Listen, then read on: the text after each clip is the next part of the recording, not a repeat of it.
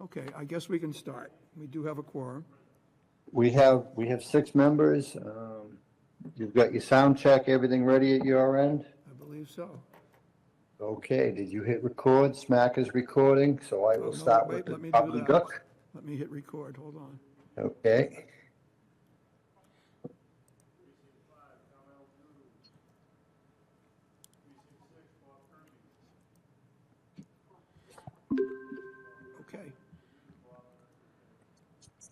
Okay, Okay, everybody, good evening and welcome to the Community Preservation Committee meeting of November 17th, 2025. Appreciate you all taking time out of your busy schedule to be here on an extra meeting that we scheduled to try to buy some time to go through these with a little bit more detailed thinking. But in any case, I'll start with the legalese. In accordance with Chapter 2 of the Acts of 2025, which extends the Governor's March 12, 2020 order suspending certain provisions of the open meeting law, General Laws, Chapter 38, Section 20, until June 30th, 2027, this meeting will be conducted both in person and virtually via Google Meet. To join the meeting online, the meeting agenda has been posted at Town Hall and online, I believe.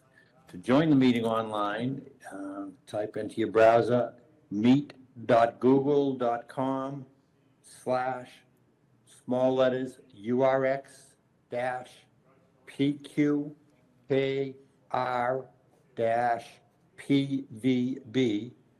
And you can also join the meeting by phone by calling 631-765-7198 and typing in a PIN, which is 598-492-059, followed by the pound sign. We have a mix of online and in person, predominantly online, I believe, but so any votes tonight will be taken via roll call. And with that, I will entertain a motion to open the meeting. So moved. We hear a second. Did we get a second in? yes, Rich Terry seconded it. Okay, I'll go in person. Rich, you can vote. Yes. Dwight? Yes. Rodney? Yes. Larice? Yes. Dawn? Yes. And the chair votes yes. Did I miss anybody, Barry? Did anyone else sneak in? Yes, you missed me. I was here the whole time. Boomy. Oh, sorry about that. I didn't No see you problem. on the screen, but okay, good. Thank you for getting here. And John Linehan just joined remotely. Okay, John Linehan. I just finished the legalese. We're entertaining a motion to open the meeting, John. Are you on silence or? Yes, I say yes. Okay, and the chair votes yes. Okay, So the first item, the primary item of business tonight is the deliberation on recommendations on the proposals for ATM in 2026. And I'm going to let Barry kind of drive where we start and where we go with these, Barry. okay, well, just to recap, the only we started with 10 applications. The only one we've dealt with so far has been the State Theater, which we unanimously voted not to recommend. So that leaves 9 other applications in front of us, and I'll give you what they are and how much they're requesting. Town records preservation from Reggie, the town clerk. She is recommending she is asking for $20,000. We have a Cedar Hill renovation of the first green from Victor Baruza. He's asking for $250,000. Stoughton Housing Authority is asking for $800,000 towards a low-income housing project where new housing will replace old housing. We have a request for $800,000 for $650,000. Sorry. Okay, for $650,000 to renovate the Dennison Athletic Complex. We have a request for $150,000 for the restoration of an antique hand pumper truck. We have a request from the town of $1,125,000 towards the renovation of the exterior of the Stoughton Depot, which will be the new community center. We have a request from Stoughton Youth Soccer for $785,025 to rehabilitate Colts soccer fields on West Street. We have a request from, John, I'm getting static, I'm just going to mute you. Okay. Okay. Okay, thanks. We have a request from Hebrew Senior Life, $500,000 in supplemental funding towards the project that was previously approved for 96 units of affordable senior housing. We have a request for $240,000 from SN Square Realty towards historic preservation of the bank at 810 Washington Street. And the total requests add up to $4,520,025. And I'm going to just send it back to Michael just to give us a little background on how that amount relates to how much we have to spend. Well, okay, I was gonna hold that till later, but as you recall, last month, we did a fairly detailed treasury report with a lot of information that we had received from the town. We had some questions about the data, and we did have a meeting with Biz and Anne Marie from the town accounting office to go through that. And overall, we made some progress, but we still do have some questions. The key point, I think, though, that they were able to validate for us in terms of how it affects what we're doing here tonight is that between the category reserves and the undesignated fund balance, we do have close to $3 million at our disposal for projects going forward. Plus, we have 1 million plus in revenue that we'll be getting in. So we have around $4 million that we can use towards these projects. We'll nail that down. The good news is, the highlight maybe of the meeting we had is the town did agree that they owed us another $300,000 in revenue for interest income. You may recall I highlighted that line as just not looking right on the preliminary CP2 that we received. So we have probably between $4 and $4.5 million, which theoretically could cover all these projects, but would leave us basically broke going forward. So we need to prioritize, which was why we decided to have a meeting tonight. I do have Any a, questions, concerns with the overall number of that? I do. Okay. The question I have is, we recommended in town meeting authorized exactly $1 million in spending at annual town meeting last year. So my question is, does that get deducted from the figure we're working with? That number's already factored into the numbers, Barry. Okay. The questions that still arise around the CP2, if you recall, I was able to get some reconciling charts in last month's, or in 2 weeks ago, presentation. And we had one chart that showed $1.6 million that were transferred from the 3014 to the 5040 account, from the operating fund to the project fund. That number was adjusted by $96,000 based on the conversation we had with Biz. There was a double entry in there, but the $1,504,000 that was left included the $820,000 for the pocket parks, as well as the $180,000 for the, was it Bird Street? No, I can't remember off the top of my head. Yeah, whichever one it was, I have it here somewhere, but that money is included in the balances we have. It's already been accounted for as an encumbrance, so we don't have to worry about it. Okay, and the other question is, we also recommended $115,000. That was for birds, the $180,000 was for pavilion and benches at Glen Echo. I just looked it up. Okay, yeah. Not that my memory was good. We do have to. I'm not as clear on the 115. I did look at that based on the note you sent me yesterday, and you and I will talk about that. We'll have a follow-up with Biz that will come back to the committee when we have real answers. That 115, I'm not sure, but there's also spending and appropriate in funding from fiscal year 2026. So the 115,000 doesn't pose a problem to us, I don't believe. But I can't say for sure, as I can with the other two, that it's out there in the list of projects that they've encumbered. Any other questions, concerns from the committee on that number? Okay, so Barry, where would you like to start in terms of projects?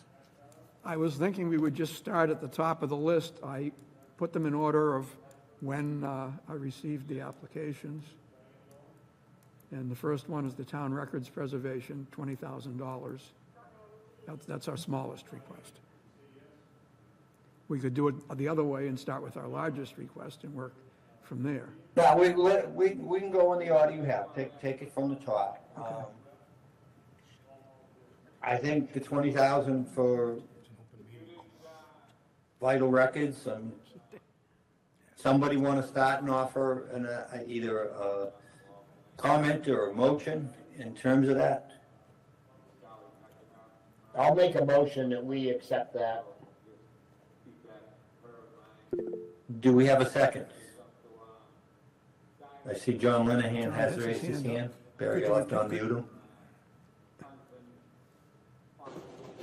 Hi, I would just like to approach this a little bit differently and not vote on them in that order until we go through and give each a general discussion, and then go back and we can make motions. That's what I would propose. Okay, I don't disagree. How does everybody else feel about that? That's fine. Yep. Since John is going to be our next president, I'll go along with it. Yeah, well, to double in, and I probably should have asked the question a little bit clearer. Thank you for bringing it up, Dwight, in terms of throwing the project out. My I wouldn't thought that. thought on that one is, we've approved in the past this project a long time ago. We've had ups and starts trying to get it going, so I think it's one that is generally an easy one for the committee. I don't know if it should be pretty straightforward when it comes to a vote. It's small dollars, and it's something I think that we've talked to and we all understand is important and worthwhile. Any concerns from any members of the committee that we shouldn't move forward with that one, even though we're not going to vote on it? I'd just like to say that this project, this is additional money for the project for preserving vital records. It did have this exact amount that was voted many years ago that somehow slipped through the cracks and disappeared. So essentially, it's just replacing that money. The original approval, the very early one that never got started, yeah. Any other comments from the committee? I don't think we need to spend a lot of time on this one. I think we all know what will happen when we get there, but. Hearing none. Barry, what was next on the list? Next on the list is the Cedar Hill renovation of the first green. And how much was that? Victor is asking for $250,000. Okay, and Victor's come in a couple times now and talked about what he's looking for, why he's doing it. He's given us a great demonstration of the benefits of CPC spending at the golf course. So I'll ask any questions, concerns by the committee. No, my only sense would be that I would put this lower on the list of priorities, but that's all. I mean, it seems like a reasonable thing, but some of the other ones seem like harder issues to determine and possibly more important, but that's just a side comment. No, it's a worthwhile comment. It's Yeah. something that, as we go through this, people should feel free to express that, and then as we come back to it, we'll at least have a better understanding of where our fellow committee members stand on each. Any other questions about it or additional comments? John's hand is raised. Oh, Oh, okay. I'm sorry, that was accidental. As I was walking in the house, I hate to tell you guys, I went down to the meeting and I just got back from finding the empty room. oh, okay. All right, well, we're glad you're still with us. All right. If there are no other comments, the next project is the low-income housing, which was proposed by the Stoughton Housing Authority. And again, just to give you some more details, currently Stoughton Housing Authority has a number of housing units that it owns, houses that are scattered throughout Stoughton. They're aging, they're difficult to maintain. I think one of the more attractive things to me about this project is that there's quite a bit of state money that is pretty much in place for this. This would be the town's contribution, and what will happen is that as these new units get built, there are 4 duplexes, in other words, 8 new units that will be built in the same, basically in the same area, on the same 2 streets, Drake Street and Memorial Drive. And as they get built and as they are ready, the people who were in the old houses can move into the new units. As the old houses are vacated, Stoughton Housing will sell off that property to help pay for the project. And Barry, I know you went through them all quickly as we started, but as we talk about each one, could you start by telling me the amount? That's $800,000. I don't want to have to flip through all the paperwork here and Yep. try to figure out where we were. Okay, comments from the committee? Aye. Can you hear me? John? Yeah, I can hear you. Yeah, I'm just trying to get online here, but in the meantime, I was trying to make sense of all this and put them into some kind of perspective with each other. And one of the things I noted was, this is still even at their lowered request, $100,000 per unit, and which pales in comparison to what we're getting at Hebrew Senior Life. And I did the math for, saying that we had 30,000 Stoughton residents, and just to give it some context, this is going to be about $26 per resident of Stoughton. And I have that number for all the projects. Are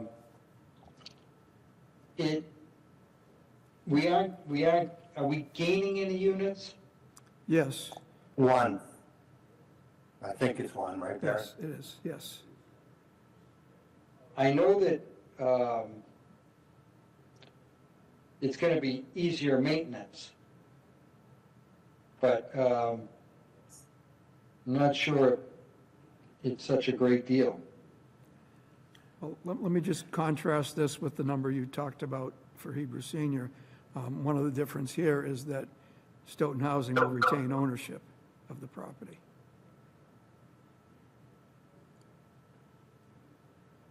I'd like to make a comment. Rich Terry here. I think one of the, Well, John didn't hear me. I said one of the differences here is that Stoughton Housing Authority retains ownership of these units. It's not a third party at this point. Correct. Are the other units owned by a third party? Well, it was compared Well, to Hebrew Senior Life. Life, which is owned by Hebrew I Senior see. Life, obviously. Yeah. Okay. Rich Terry here. I think one of the advantages of approving this is these 4 duplexes will not only be less expensive to maintain, but they'll be built to the current codes in terms of energy efficiency, so heating and lighting expenses will be reduced considerably. compared to the older homes that are being used now. That's my comment.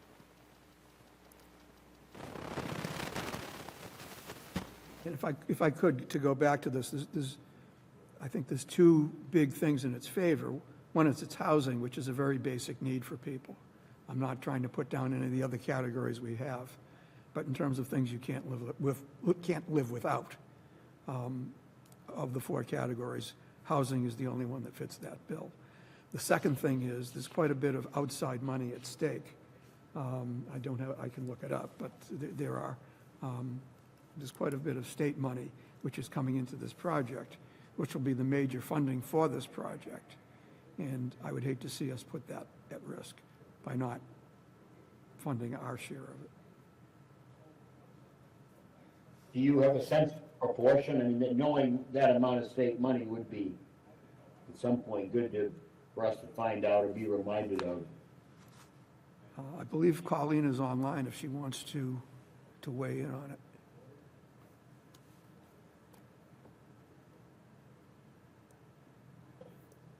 Hi, Hi, Colleen. Colleen.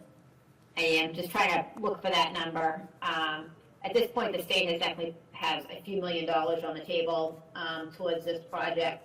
It was a grant that we had applied for through the state. So it was grant funded.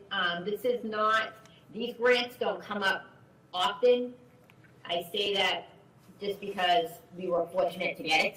Our 705, the houses that we're talking about are scattered throughout the town. They create a lot of maintenance and expense because they are mostly single-family homes.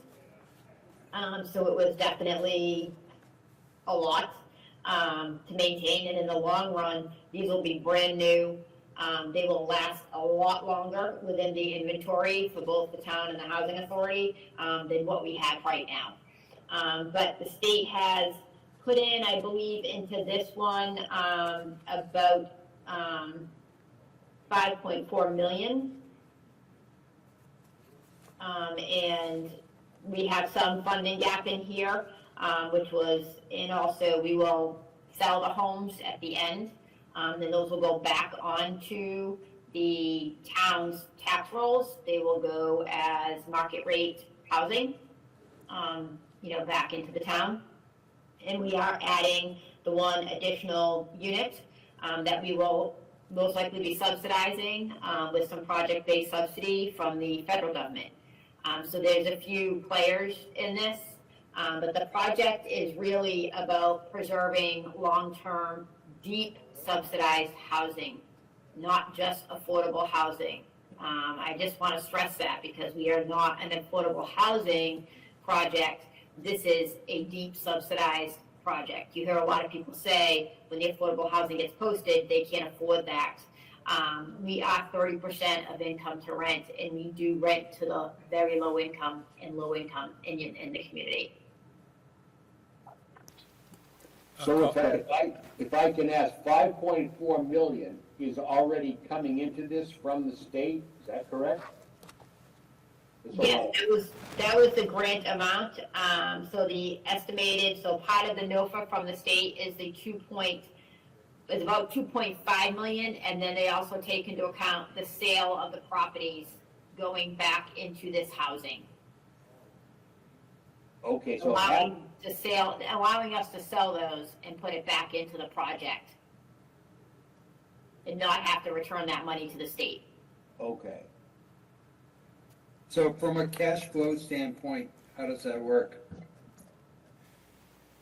As far as the project. You're gonna sell the other units, but assumedly you already have the new units built. Correct. Well, we'll build the new units first, yes, and then move people over. So we will probably do a bridge loan, possibly through the state. Okay. Thank you. Yeah, and thank you for bringing that up, Colleen, 'cause I was gonna ask that there is the upside here that the properties that are being sold will end up back on the tax roll, so the town will get money in the future to help offset its investment. understand the concern, John. It is expensive, and I think it highlights just how good a deal it was for the town when Hebrew Senior Life came to us and offered that many units for a relatively small. As we also just got from Barry and I, and we'll talk about this later, but I'll mention it here because it's relevant. We attended a ribbon cutting down at the Father Bill's Mainspring, and we picked up a fair number of units there for relatively small contribution from the CPC. And I fully agree with Barry's comments in terms of this is housing, this is an important need for the country, the state, the town, at every level. It's a category that we've tried very hard. It's not easy to find projects, and it's not easy to find cheap projects in housing, for sure, so. In terms of what Dwight expressed earlier, I'd kind of say, yeah, I think this one probably should be a little bit higher on the priority list, but that's one person's opinion, and we'll get there when we put it to a vote. Rich Terry? Colleen, this is Rich Terry speaking. How many, you have 8 houses, older houses that will be replaced by these 4 duplexes, is that correct? We have 6, and in that 6, there's 7 units total. So we will be selling those to build out the 8 duplex units. Okay, so we have Five. five, so we have 5 single-family and 1 two-family? Two-family. Yes, Okay. I would think that the average price of a house, older house in Stoughton is probably, if it sold today, was about $500,000. On a two-family, you might get a little more. But if we use the $500,000 times 7, that's $3.5 million in revenue that we'll get from the sale of that property to contribute to this project.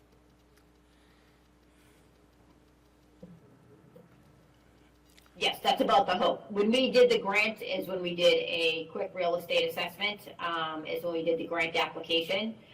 So we are bringing realtors on board now. We actually have a request for proposal out for realtors now. And our hopes, of course, will be that that we get the amount of money that we need to cover the project through the sale of the homes. But in addition to that, I think it's important to understand that we are a special municipality, so everything we do is going to go through bidding procedures, through top wage rates. Everything we do is more expensive than, for instance, an agency that is not bringing in all state and federal money, that has those requirements attached to it. And we as an agency ourselves have all of those requirements attached to it. So we're trying to do modular, and we are trying to do this in combination with the same project that we're doing for Bridgewater Housing to see if we can find some economies of scale by using one architect, one bidding process. So the state is really watching this project to see if modular one saves us money, if combining with another housing authority for the same architect and design saves us money. And these are things that we are looking at because we of course want to get the best bang that we can for our buck. And sometimes that can be hard as a special municipality building. Thank you, Colleen. Right? So if the variable, let's assume the total that the houses sell for is 2.5 million or 3-point-something million, where is that money going to go in the two different amounts, high amount, low amount? Where does that go? It'll either return, if we do a bridge loan, it'll return to pay off the bridge loan. And that's what we're in process of working with right now with the state. So we'll either go back to pay that immediately off. That is the plan. That is the state's plan right now.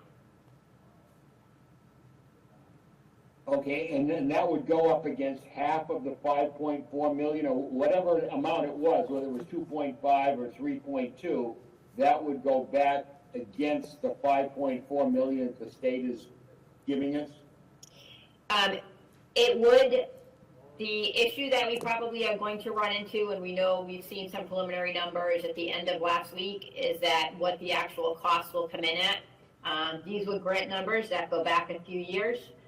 So we know that we're probably gonna have some rising, costs are gonna be higher than what was initially, probably used in the grant application.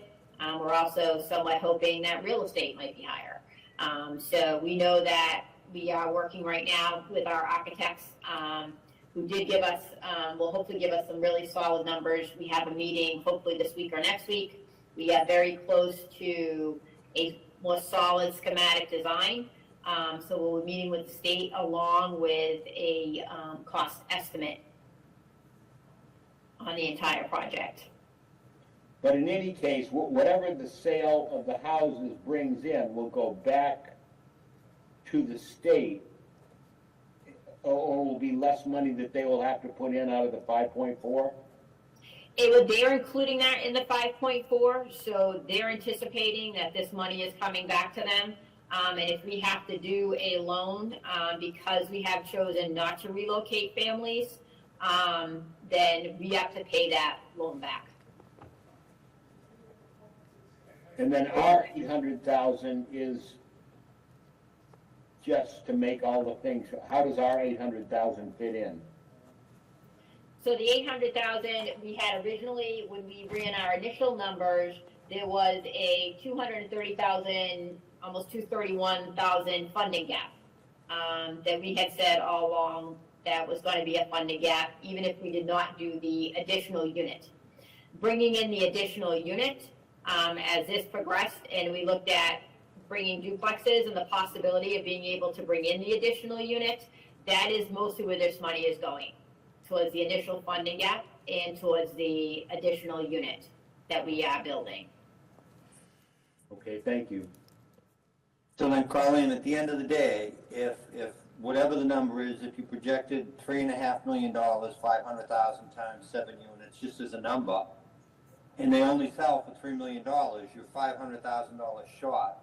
What happens? Especially since you're really not going to know that until the project is pretty much built out, I think. Correct. So the state will be looking really hard this week at the cost estimate to determine, whether or not we have a bigger funding gap. And if we do have a bigger funding gap, then I think that we will have to work with the state on how else we fill that.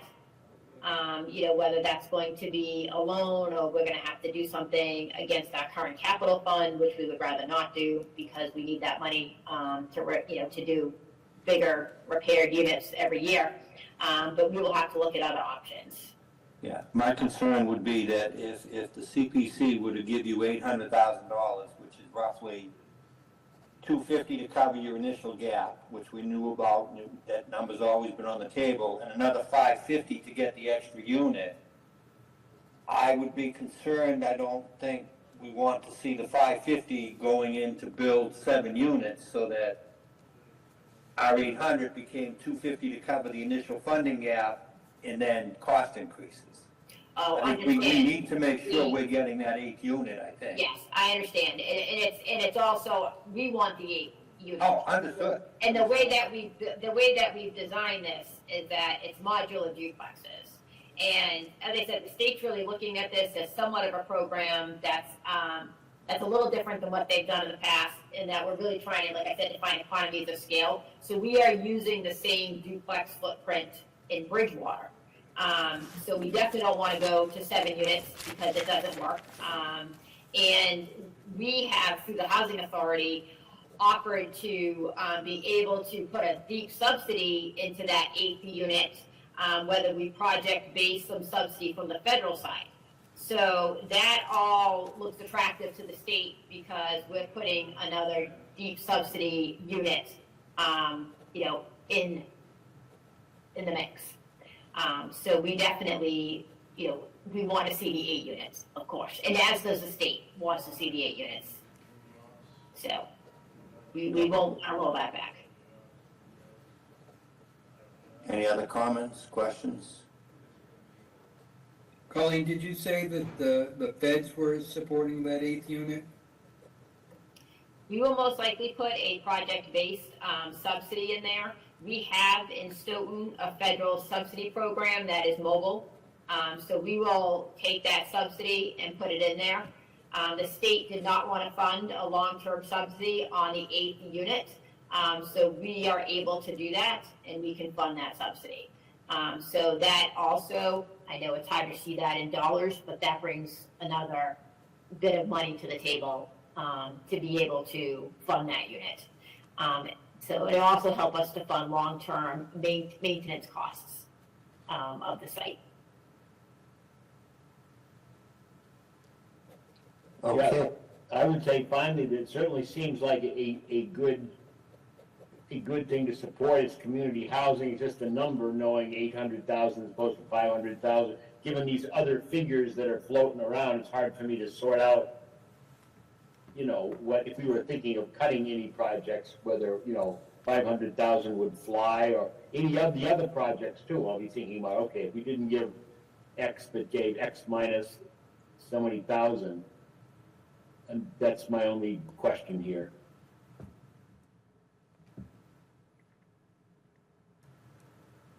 I think to clarify what I understood your question to be here, Dwight, is, Colleen, if we were to say we only could afford to give you $500,000, would that even be feasible for you? That wouldn't provide a whole lot of extra money for that extra unit. Correct. Yeah, I would be concerned about it, just because we know that the costs are going to be there. And I think we're probably already going to be dealing with somewhat of a deficit that we're going to have to fill. But I also understand the CPC, it's, if that's what you do, we'll take that back to the state, see what they say. I mean, we would love to see the project go forward. We really want to see the 8 units.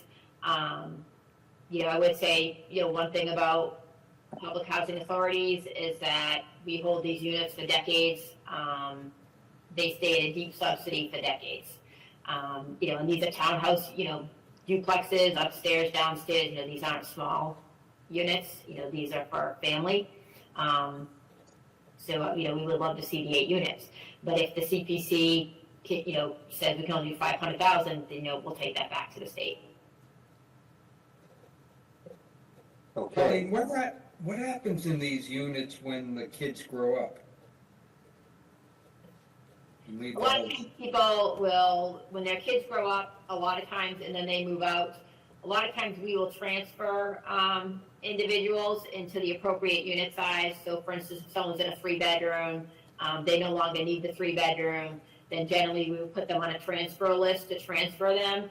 Sometimes it can happen too where somebody actually becomes elderly while they're in that unit and the kids move on. We may move them into a elderly unit. We have a lot of that 60-year-old, you get that gap too of like the 55-year-olds too, where, they're working a minimum wage job or a little bit above that, and it's still difficult for them to find something affordable out in the community. So other times though, people, their kids move on and so do they. And then that goes to the next family on the list. But we do transfer people when they no longer need the bedroom size that they're in. And I think we all know that list of next one up is a long list these days. So Colleen's got plenty of It's a very people long waiting. list. Yeah, it's a very long list. And as I said, the difference in public housing is it is a much deeper subsidy than other affordable housing projects. Affordable housing projects definitely have their need, and it's great that they're there, but it's also great that we're there, because for that family that, well, I won't get it, but you can't make minimum wage and be getting a market rate unit in Massachusetts with a single parent and 2 kids. It doesn't happen. So our program definitely caters to that low and very low income household to help them get on their feet. Okay, Barry? Yeah, and if I could just go back to the cost per unit issue. If we were to, let's say, build affordable or subsidized housing from scratch as a town, you know what it costs to build a unit of housing. It's a lot more than what the cost per unit is for this project. What is the cost per unit on this project? Well, if it's 8 units and, well, I'm talking about what the town is putting in. So the town would be, as you said, it's 8 units, $800,000. The town would be subsidizing $100,000 per unit. Yeah, what is the full unit cost though? I think we'll have a, a good hold on that, next week, John, when we finally get the cost estimate. I'm being told already that the cost estimate has gone up. I'm not surprised at that. And hopefully, as I said, so does our selling of the properties. Yeah, no, I understand that your construction costs are higher with prevailing wage, but in your original estimate, what was the cost per unit? Hold on, I don't think I have that in front of me. Well, we could just do total Just cost. define the total Divide cost, by 8. yeah.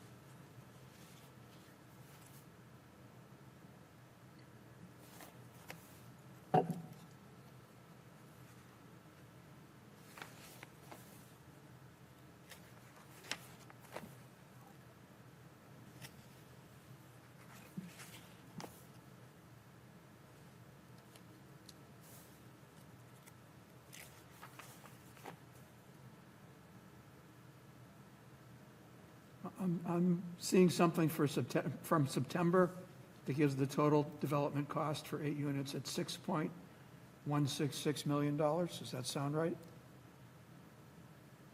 That does sound right.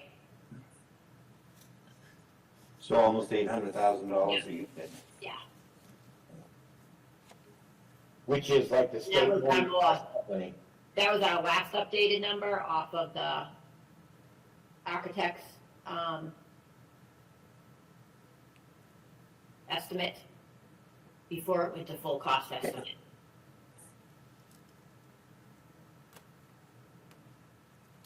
Does that answer the question, John?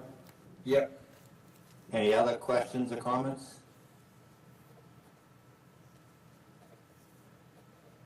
Okay, I guess, thank you, Colleen. Thank you. And Barry, well, was that hand up right or? No, just waving goodbye to her, she's Oh, leaving. waving goodbye. You may not be hanging up, but go ahead, Barry, what was next? The next thing on the list is the Dennison Athletic Complex renovations. And the amount requested is $650,000. And I guess a little background is we paid for the design a few years back, and Matt came back with a proposal. It's actually a slimmed-down proposal. It's not all-inclusive of all the fields. And he did work with us to try to get that number down as low as possible.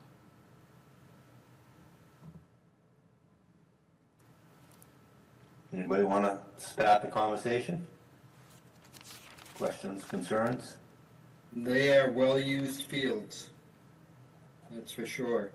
Well-used and long overdue for updates. Larice has her hand up. Yeah, I second that. They're, some of them are really dangerous for the kids to be playing on. And not only that, if you look at the pictures that Matt had brought of the benches and everything, they're all rusted. A lot of them have metal that the kids can't even sit on them because the metal's so sharp on them now. But I know he did trim it down as low as he could get it, but I know I just would hate to have somebody get hurt on it.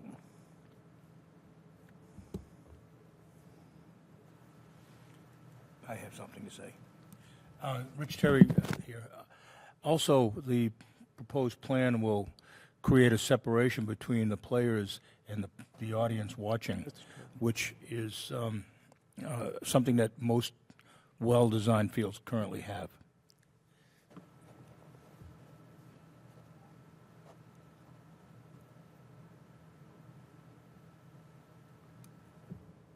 Any additional comments? I mean, I would give this one a fairly good priority too, just because it is so long overdue, and it affects so many of our kids.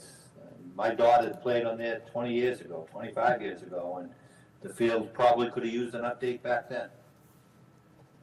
So this is one that, a little bit nearer and dearer to me, but it's one I think that's very important, and again, it's a category we've spent a lot more money on, but it's a segment of the we've done a lot of work for the baseball fields and some of the other types of things. The girls softball fields just have a need.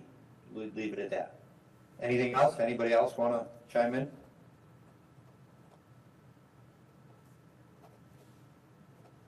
Hearing none.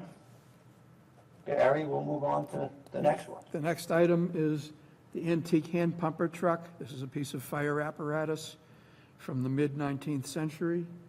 Joe McCrisky, on behalf of the Stoughton Historical Society, is asking for $150,000 for its renovation. Comments from the committee? I'd Did like we to, already, sorry, go ahead, John. I'm sorry, I was just gonna say, do we already own it? Yes. Don't we? I believe we do. I do. Well, it has, Joan, has the hand pumper been purchased? Joan? Yes. Yes, it has been purchased.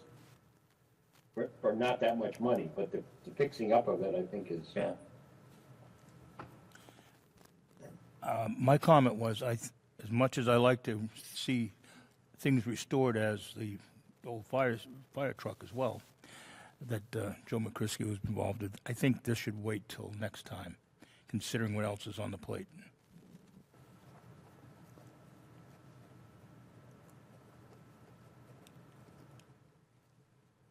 Any other comments?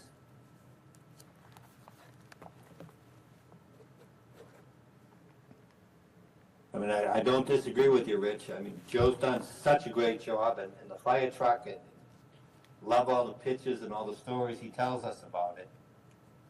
But Yeah, I mean, we can't do it. It's just prior, go back to the comment on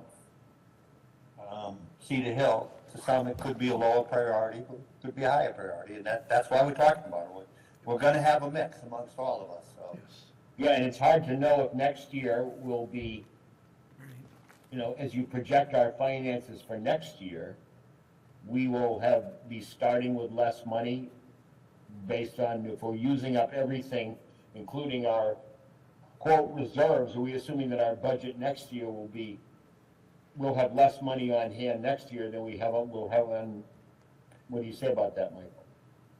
Absolutely. I mean, I think a couple of years ago, the last 2 or 3 years, we've approved and spent a lot more money than we were bringing in each year. So what was once a very healthy amount of cash sitting on the books waiting for projects is dwindling down.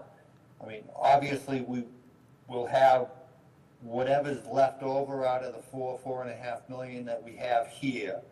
But in another year, we'll have another $1 million plus coming in. Now, the state match has been going down every year as the big cities got involved and as the state's finances have come under some pressure. There's a little bit less money coming in terms of percentage match, although it's still healthy, $180,000, $200,000 a year I think we'll still be getting. So yeah, there will be money. What we don't necessarily know is what other big projects might come in. You got it? Because we do know there are some out there. We've talked, when we try to kind of piece together a capital plan for the next 4 or 5 years, we outlined a bunch of things. We know they will be there, and at some point, if we want to continue, if the town wants to continue to spend more than the million and a half a year, the only way to do it is gonna be with borrowing. It's gonna go back to the Glen Echoes of the world, where you look at it and say, hey, it's gonna bring such value to the town over the next 20 years that it's worth borrowing. We're not there yet, but we are getting close. Well, I do think we should think about that relative to the projects that are in front of us as well. Yeah. Yeah, I'm not necessarily a proponent of trying to spend all $4 million or $4.5 million. It's, we have that flexibility, but it also ties our hands going forward. And I would truly hate to tie our hands and have a great project come up that the only way we could do it is borrowing, and borrowing just may not be feasible for the next couple of years. So I And think maybe that process has to be there for all the lead projects as well. You're right, John. Go It ahead, may be Mike. relevant to the big ticket items the town puts in front of us for whatever, it's train station or parking lot at the town hall. I mean, those are the biggest ticket items of all we've seen recently, correct? Yeah, the parking, town hall parking issue there, town hall pocket park is a done deal. We've already approved that, so. But yeah, it's something to think about. We're throwing a lot of money at these projects, and we knew, we've talked the last couple of years, we knew it wouldn't go on forever. You can't spend 2 to 3 times what you're bringing in for long. I mean, we had, if you will, the luxury, because for a lot of years, we didn't get a lot of projects done. But the last few years, we've been in such a role that we're creating, and I still think it's a good problem, because we're only having it because we're getting so much done. But, any other comments? I don't need to ramble.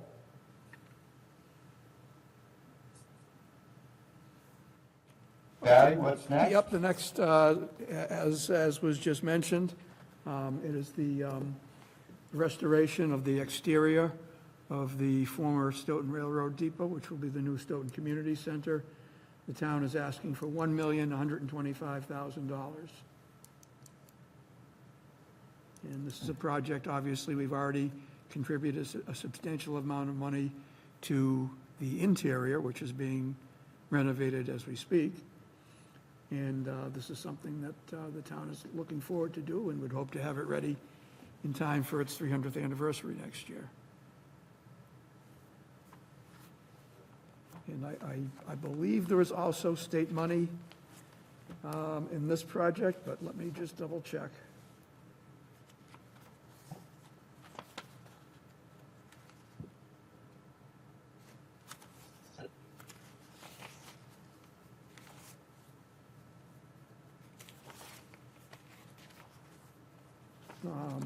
No, I don't think so. I think this is one that we would be funding the entire. Yeah, I didn't think there was any significant money coming. I mean, obviously, we just poured $2 million of state funds into the interior of the building, Right. on top of the CPC prior funding and prior work that Barry referenced.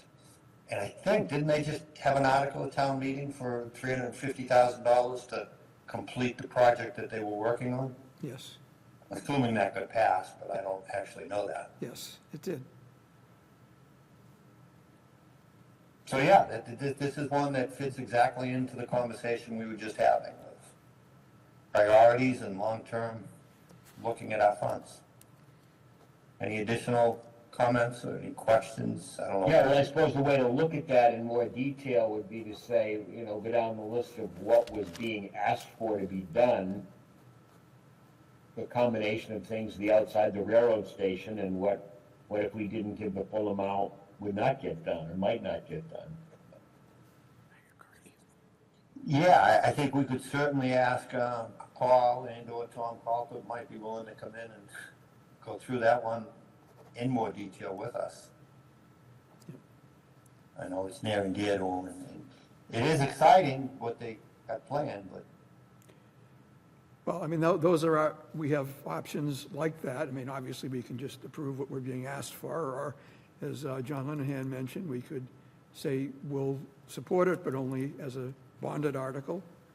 Or as, you know, the other option is to see how much less funding will allow the applicant to still complete the project.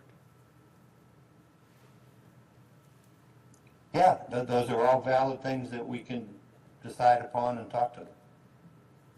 Yeah, not necessarily easy to determine, but valuable if we could make those distinctions for a number of these projects. But Just in case anybody was wondering, the 1.125 comes out to be $37.50 per resident if we have 30,000 residents. Yeah. It's one that makes me wonder about, you know, I was thinking about bonding it and whether it should be paid for both by us and future generations, so to speak, that will benefit by it. It certainly is a significant enough project that bonding could make some sense with it. Now, I don't think bonding would work for painting, the exterior painting. I don't think you could bond. No, paint. the painting is a small piece of it, though, I believe. That was just 125,000, the last 125,000 that was added in. Yeah, but that, what's that? 10%? But it gives you the option too, John. You know, if you said, you know, if we were to come up with we could propose a number and say half of it bonded, half of it cash. Yep. This is not a market that I was hoping to be doing much bonding in, to be honest, but we were very fortunate. I think we've issued, it's 17 or 18 bonds over the years, totaling $4.2 million, and most of them are at interest rates that we all look back and say, boy, we wish we had those still out there as developers. But, well, that big concern, big numbers. Certainly, I think this is one that the town has a very high priority on. So, As do I. I mean, I Yeah. think it's a great project.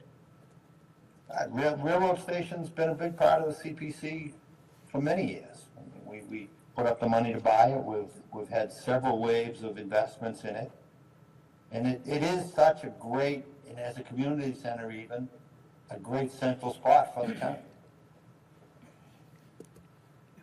That is true. I mean, as Michael said, we did purchase it with CPA money, so we do have skin in the game. And, you know, You don't have to tell me. We've had a lot of skin in the game. so, you know, we do have something invested in it in both would you say off the financially. top of your head, we put in $1 million yet from straight CPC money? I think we've put in More than about $1 million, probably a little more. If you hang on, I can tell you what we've put in. Yes. Hang on just a moment. I mean, let me think. We 175,000 was the purchase price. Yeah. We put in another $340,000 worth of renovations early, and another $75,000 after that, and the last one was for $200,000, so maybe that's not quite $1 million. Yeah. I have a question. Larissa has a question. I was just wondering, on the list of renovations that they had, I mean, I was wondering about the gazebo. I mean, if that could be pulled out and maybe in a later date,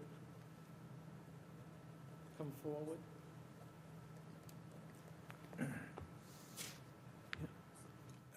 What was the cost listed for that? Hang on, I'm not sure it's listed as a separate line item. Is that the one that's facing? The line item's more categories of construction rather than individual components. Set aside. But hang on a minute. Would they destroy it? You know, people get tagged.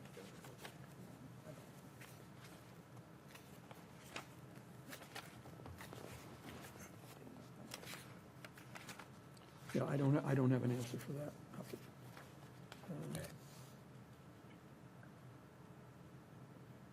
You may not have a numerical answer, but conceptually, yeah, it could be pulled out. That's, Could yeah, be cut back in terms of some of the work. yeah, do it later and not, you could still have Right. a building that's functional Exactly. and available for the 300th anniversary. Right. And the gazebo can be put in at a later time when the town can better afford it. That's, yeah.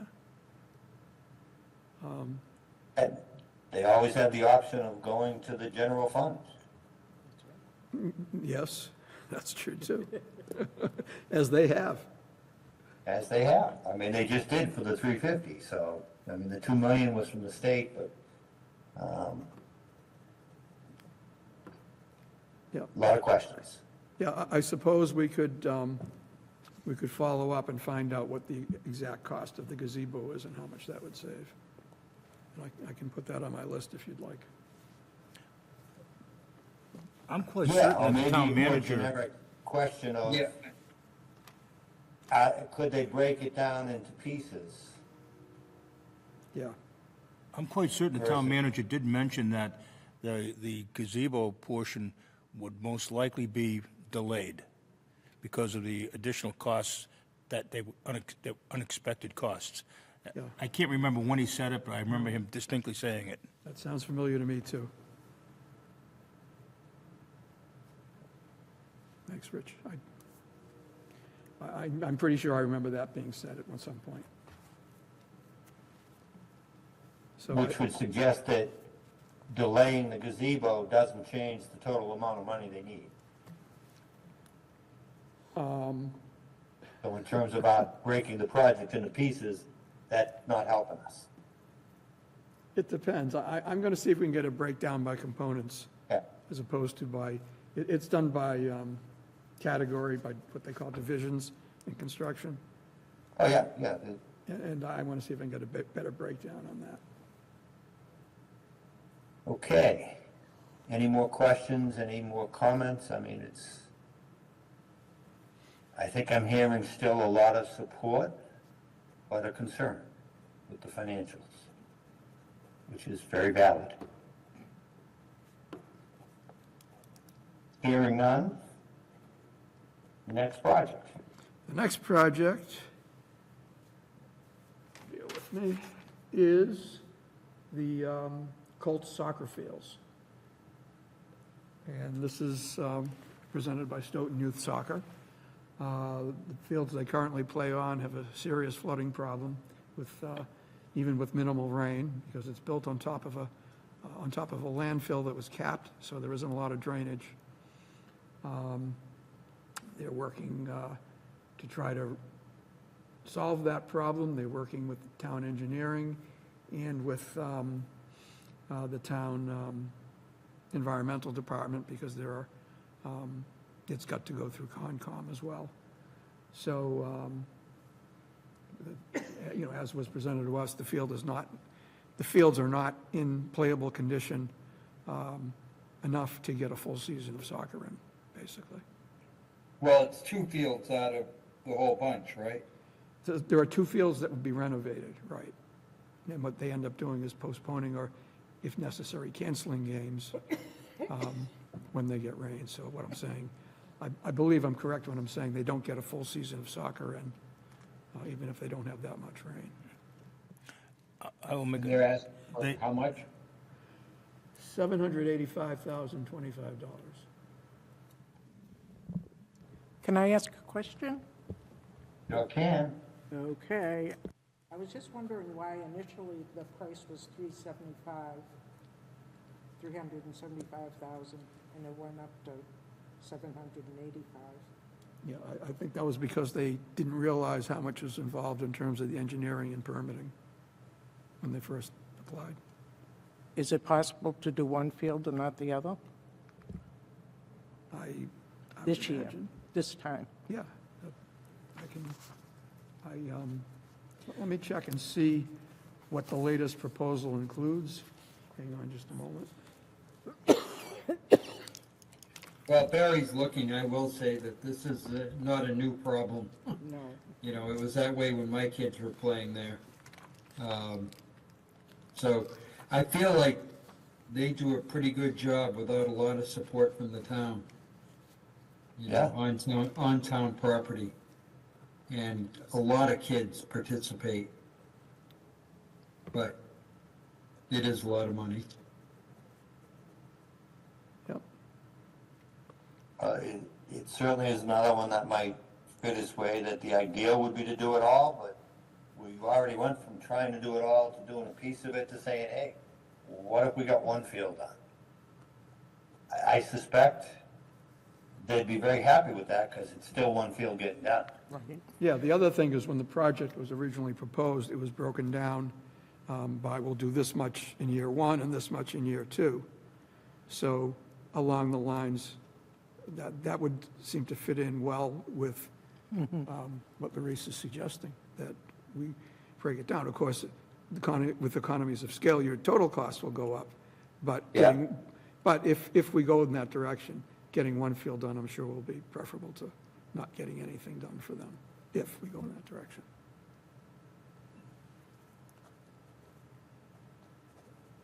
Okay. Any additional comments, questions? I have a comment. I think this might be a project where we might want to consider offering half.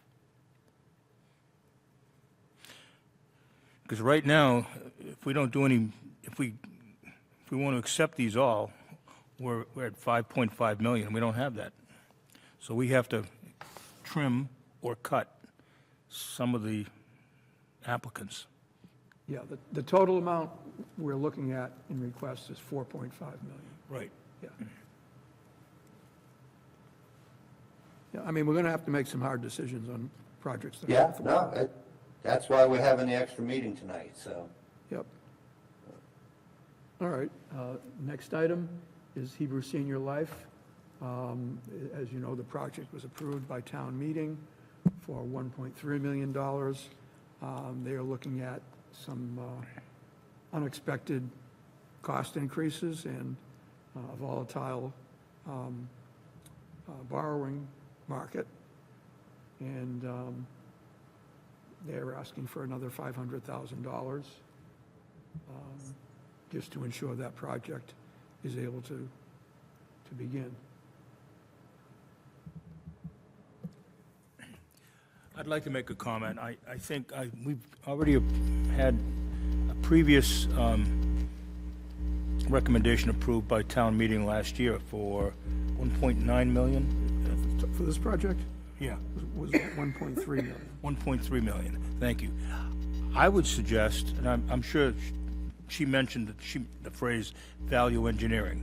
Basically, they're going to have to downgrade or downsize or both to make this work. Since we've already given 1.3, I think we should consider reducing this by half. I think part of the problem with that is the project doesn't work at a reduced size. In other words, it's not feasible for them to build. For example, this project originally started out as 200 units. They cut it down to 96. I don't know that there's, in fact, my strong suspicion is that if you bring it down much smaller, the project is not going to be economically feasible. And again, this is another project where there is state funding that is riding on this being completed. And if it doesn't go forward, the state funding is lost, and it's a considerable amount of state Barry, funding. this is Deb Morse. May I ask a question? You sure can, Deb. Did Appreciate you your mean input. reduce the $500,000 ask by half, or reduce the project by half? Oh, I I think he means apologize. the 500,000. Okay. I was, So let me just reiterate kind of where we are. First, I do want to thank you and the town for the 1.3 million, which was incredibly generous. And that is where we want to land, right? We do not want to land in a place where we actually need the 500,000. And the way we structured our application and what I focused on in the presentation a couple of months ago is when it's time to close on all the financing and begin construction, we don't need the funds we won't take the funds. And that is exactly our track record on a project in the town of Brookline. The tension here is that because of some new federal requirements around construction pricing, we simply don't know exactly where all the pricing will land and what the cost of certain things will be, and how the potential for additional tariffs, for example, might impact the pricing. And so there's that piece overlaid with the town of Stoughton's calendar, right? For us to be considered for additional funding, we have to start the process now, or a few months ago. So the way we've structured this is, we're requesting your support for the additional 500,000, and we are absolutely hoping that either A, we withdraw the request before we even get to town meeting, or B, we withdraw the request before we start construction. Like, we are totally aligned with you on this, on hoping to not need these funds. It's just that we have to put a stake in the ground now, requesting those funds, to conform with the town's schedule for these funds.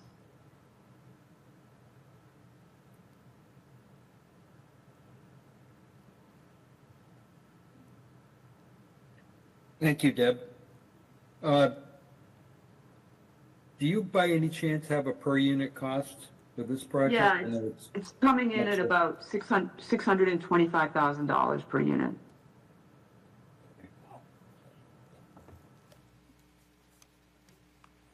But these are all small, much smaller than, duplex units, right? Right, they're all one-bedroom units of about 620 square feet per unit, plus a lot of community space that we hope will be used by everybody from Stoughton.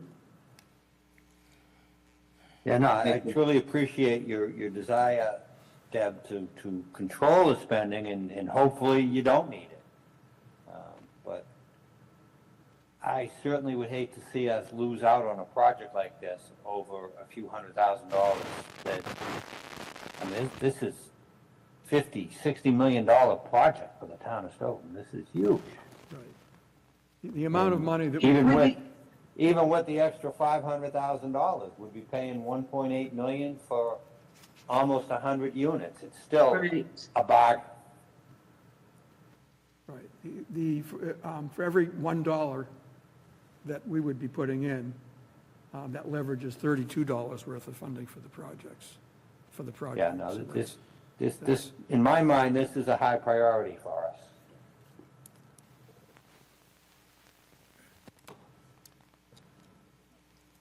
Any other questions? Thank you, Deb, for being here and for helping us better understand what we can do. You're welcome. Thank you for including me. Any other questions, comments?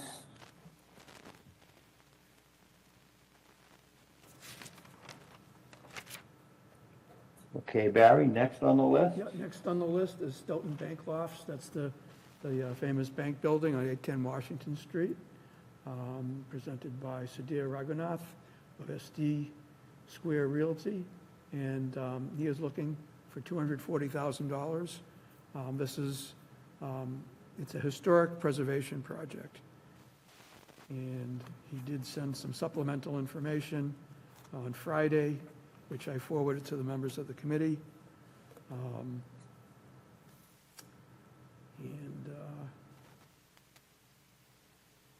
What else can I say about it? I'll leave it to you to discuss.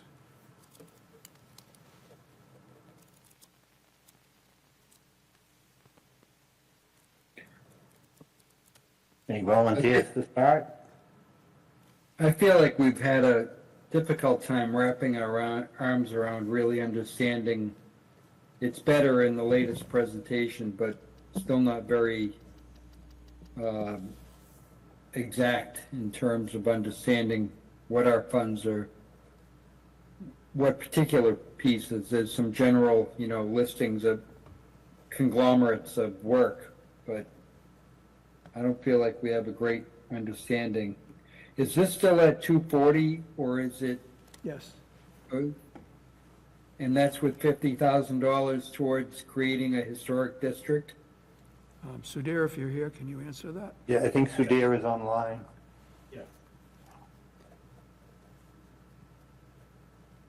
Yes, John, last year when I submitted for 190, that was semi-approved, and I started this historic district process, so that's when I added another 50,000. And I have my consultant Brian from Epsilon, if we have more questions, why this is more important and what it benefits to the town, he can better explain in more in detail with all the questions that you guys have.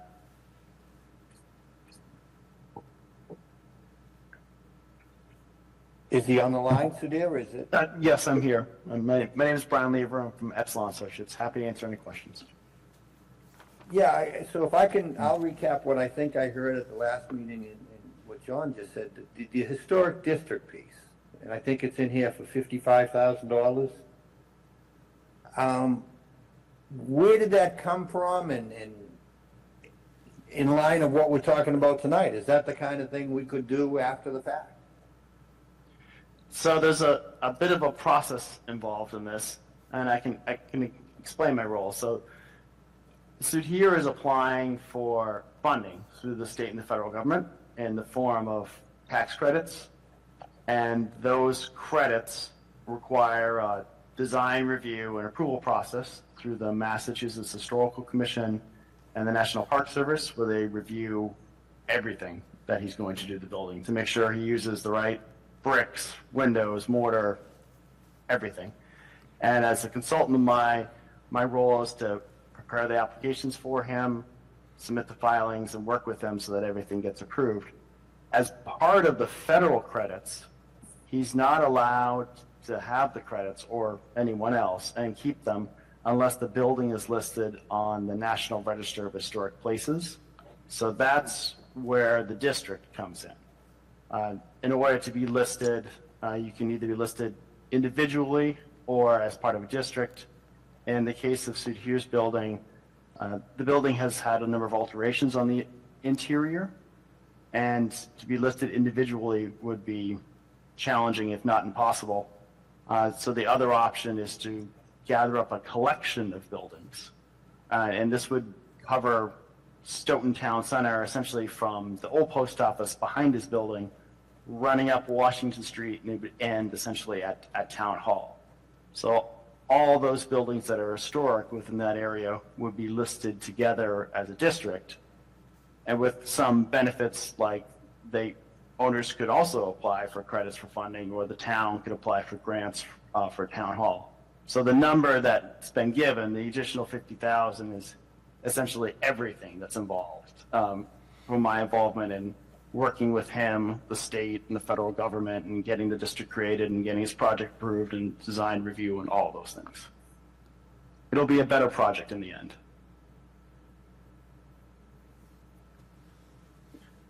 This is the district that Brian is talking about. So, and it is also part of this town hall and a few other buildings just to showcase.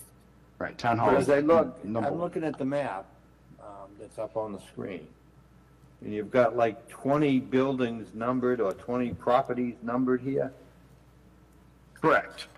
Yep, this is an assessor's map that we've created the boundary. And I'd gonna probably put a little pressure on Dwight here to weigh in, but looking at this, certainly Town Hall, your building's 100 years old. The Lucius Clap is there, that certainly is historic for us, but some of these other buildings, in fact, number 13, I'm guessing, is the theater that the town voted to demolish. Right, some of them would be called non-contributing buildings, meaning they wouldn't be deemed historic within the boundary. And the Lucius Clap building already has a historic Correct. designation it is already in the list, Register of Historic Places. Right, it's one of two buildings in Stoughton that are on the National Register. And the other No. one, you drew the line just outside the other building, the train depot. Well, the part of the challenge is that when you make these districts is if you make them too big and you have too many buildings that are newer, they don't have what's called an integrity as a historic district, and they won't get listed. And the train Brian- They have kind of like a gerrymandering of a historical district. Exactly. That's one way of putting it. Brian, why is Lucius Clap listed and you couldn't get this building listed? That building has a lot of interior integrity. If you walked in it, it would still, kind of look like a library, right? If you were inside of that building. Same way the train station still kind of looks like a train station when it was listed. Sudhir's building, it had a number of lives. It was a bank, and then it got converted into offices, and it got kind of cut up on the inside, and a lot of things have happened to it over the years. So its historic importance is really more about the exterior right now, and that's why it sort of fits better as a sort of a collection of artifacts. So the build, It would qualify if it were part of the historical district, but it probably wouldn't qualify if it weren't in the district. I mean, it's like a reduced level of scrutiny or precision that you need to have the building. If it's inside the district, you're kind of included, whereas we're already in it, the train station's already in it. To me, the benefit, this has been a tough call for me to figure out, okay, to pay the money to the benefits that might accrue to, we know it's going to help Sudhir, but the benefits that would or would not accrue to the town hall, it seems to me the town hall is the big building here, and to get a sense from them, if it's to their benefit, because we'd be paying money, which is going to help Sudhir, give him some money, and his building can go in there, and he'll get tax credits and whatever. What we're trying to sort out is the overall value of it to anyone apart from his building, which would include town hall, seems to be the big possible building that might benefit from it. But I don't know, I kind of hear from the town hall people and grant people up there how much value they would think would be in it to help town hall, and then be money that we wouldn't have to give them because they were in that district. But they're not partners here in pushing for the district. And Yeah. I don't know what they've said to Sudhir. They haven't said anything to me. it seems that the development of this district would place burdens on other property owners. Do we have any kind of buy-in from other property owners in the district? If I understand what they told me is that they're in there if they want to be in there. But if they don't ask for the historical designation, and correct me if I'm wrong, Brian or Sudhir, that they are under no restrictions if they don't buy in. That's how I understood it. If I could jump in, there are no restrictions whether anyone supports the district or not. There are other types of historic districts in Massachusetts. There's one called a local historic district where people review things like windows and doors and what you're doing to your property. That's not what this is. This designation simply means an area or a building in it is historic. That's all it does.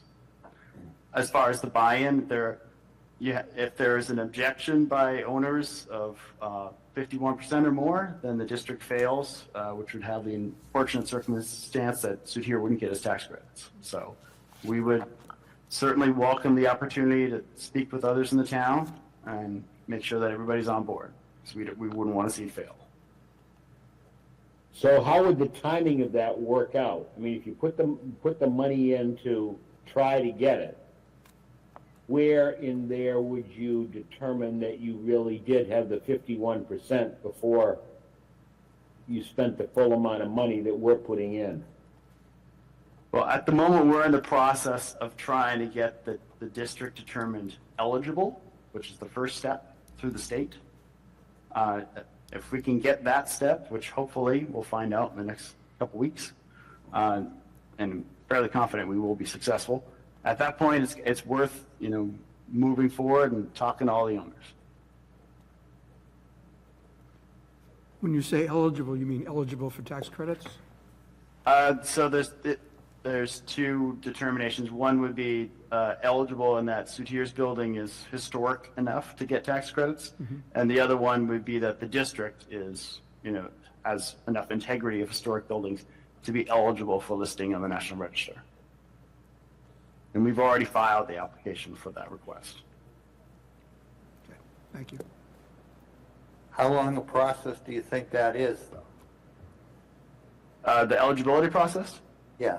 Well, we filed it about a month ago, so we're hoping to get a response probably in the next week. I'm just trying, how much better are we going to understand what a historic district means to the town before we go up in front of 180 people who are going to ask the same types of questions and maybe be equally, if not more, confused than we are? That's always a challenge. I do this in communities throughout the state on a regular basis. A lot of people get nervous when they hear, you're going to be on some list or the federal government's, got your property listed. It's confusing, especially because there's multiple types of historic districts. And in this case, as I said, I can provide you with more information. I can provide you information from the state. You can go on their website if you'd like. The National Register District, which is what this is, it's an honorific designation. It really just means, this building or this group of buildings are historic. It does give you, the owners, the option of you're trying to pursue tax credits. So if there's another, property owner who wants to do that, the town as a municipality can't because they don't pay taxes. So they would have the option to go for grants for town hall through the Massachusetts Historical Commission. So there are funding opportunities. There really aren't any downsides. There's no regulatory review or anything along those lines.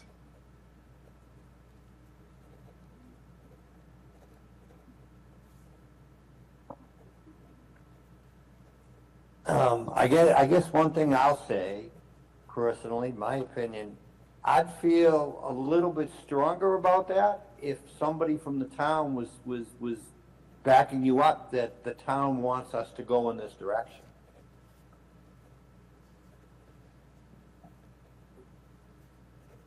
Sue, have you talked to anybody from town hall about this?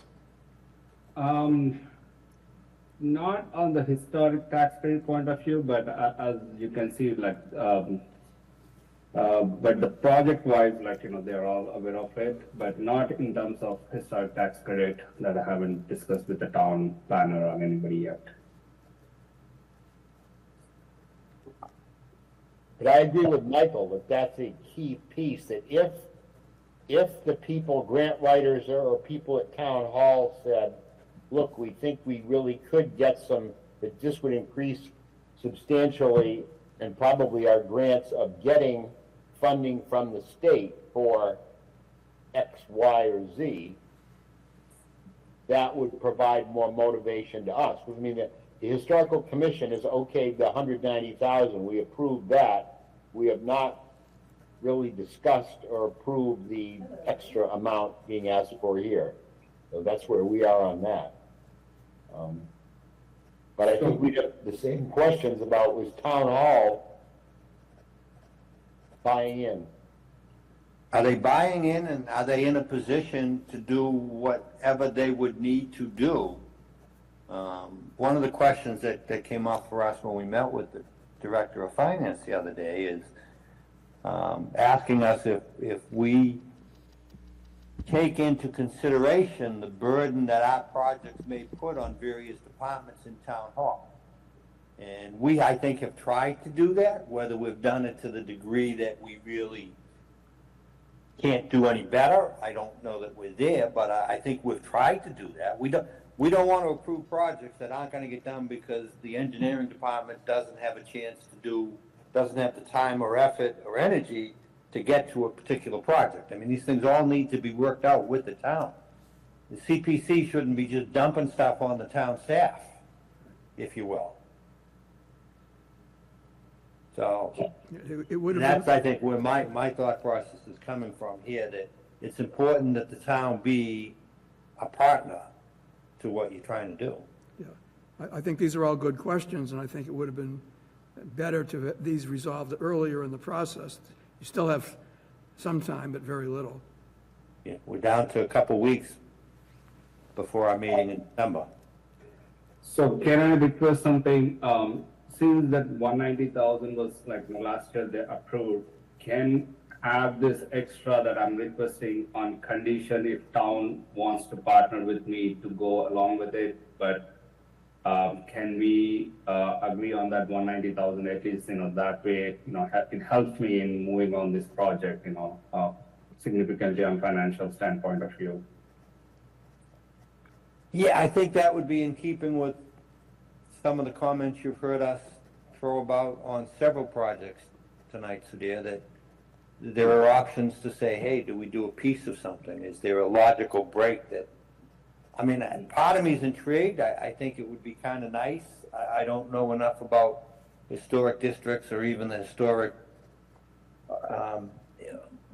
nature of some of the buildings you're looking at. I mean, I mentioned obviously Town Hall and Lucius Clapp, but the theater one, as much as it's a big disappointment to us, I think we all understood that it would be a great thing to do. I just don't think we felt it was feasible. And to me, that almost seems like a big piece of that historic district is probably going away. But Can I ask a question? sure can. How long has that building been vacant? Oh, this building wasn't not vacant, but right now we are renovating, so we are under, demolishing inside. So this building wasn't, as far as I know, it was never vacant, but it was never upgraded to the code, many of the things, the stairwell and a lot of things has been updated, I think 20, 30 years ago, from my knowledge. We acquired this building in 2001. So Sudhir, if I may ask, if the building is being renovated now,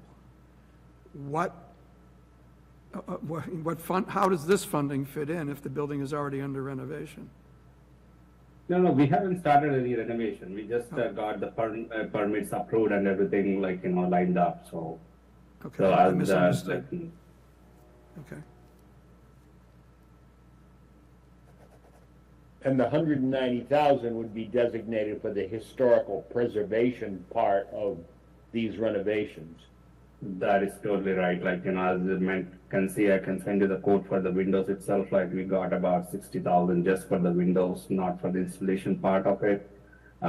And the rest of the bricks outside, like the facade and all other parts, as I mentioned, we got a couple of quotes and I sent out the breakdown of what they're asking. So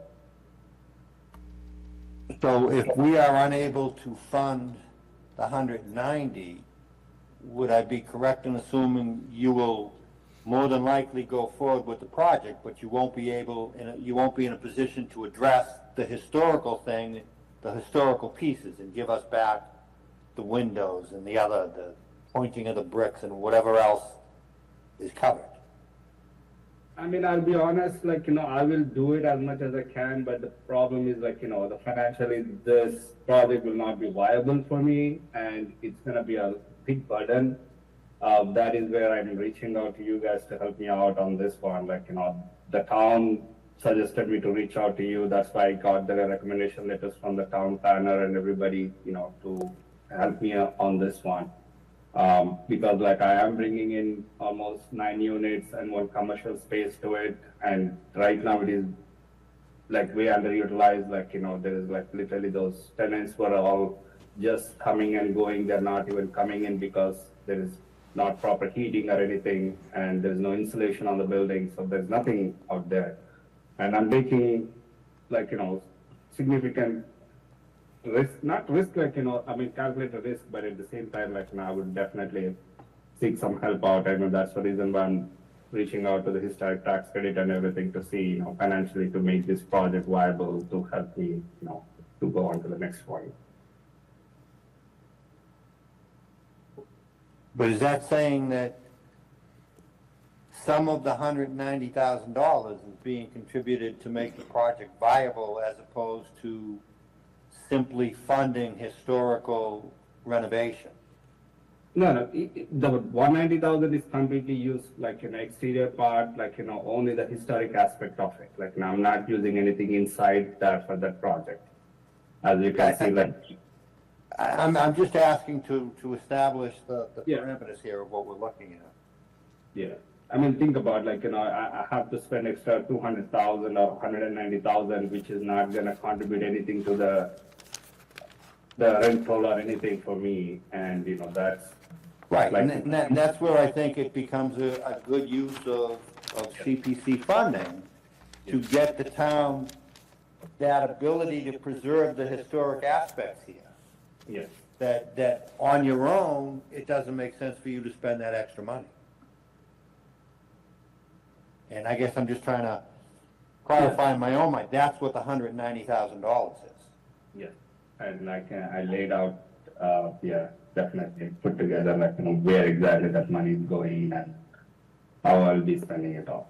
Okay, anything else from the committee or from the studio? Just a final reminder that for the other part of it, it sounds like something from the town, someone up there, grant writer, anyone from town manager down, saying, yes, we think it would be beneficial for this building to be able to get the tax credits from the state, or the grants from the state, not the tax credits, from the grants. A strong voice from town hall affirming that, as I think Michael already pointed out, would be very helpful. Absolutely.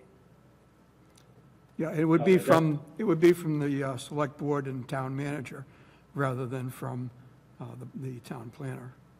Well, yeah, I mean, Yeah, the town planner and. when we say I town believe- hall, I think we mean the whole group of them, and yeah, it's gotta come from the top. Right, I just wanted to make that clear. Right, Yeah. but they would take in, they would probably You- consult planning board with is the grant already- writer, or whoever,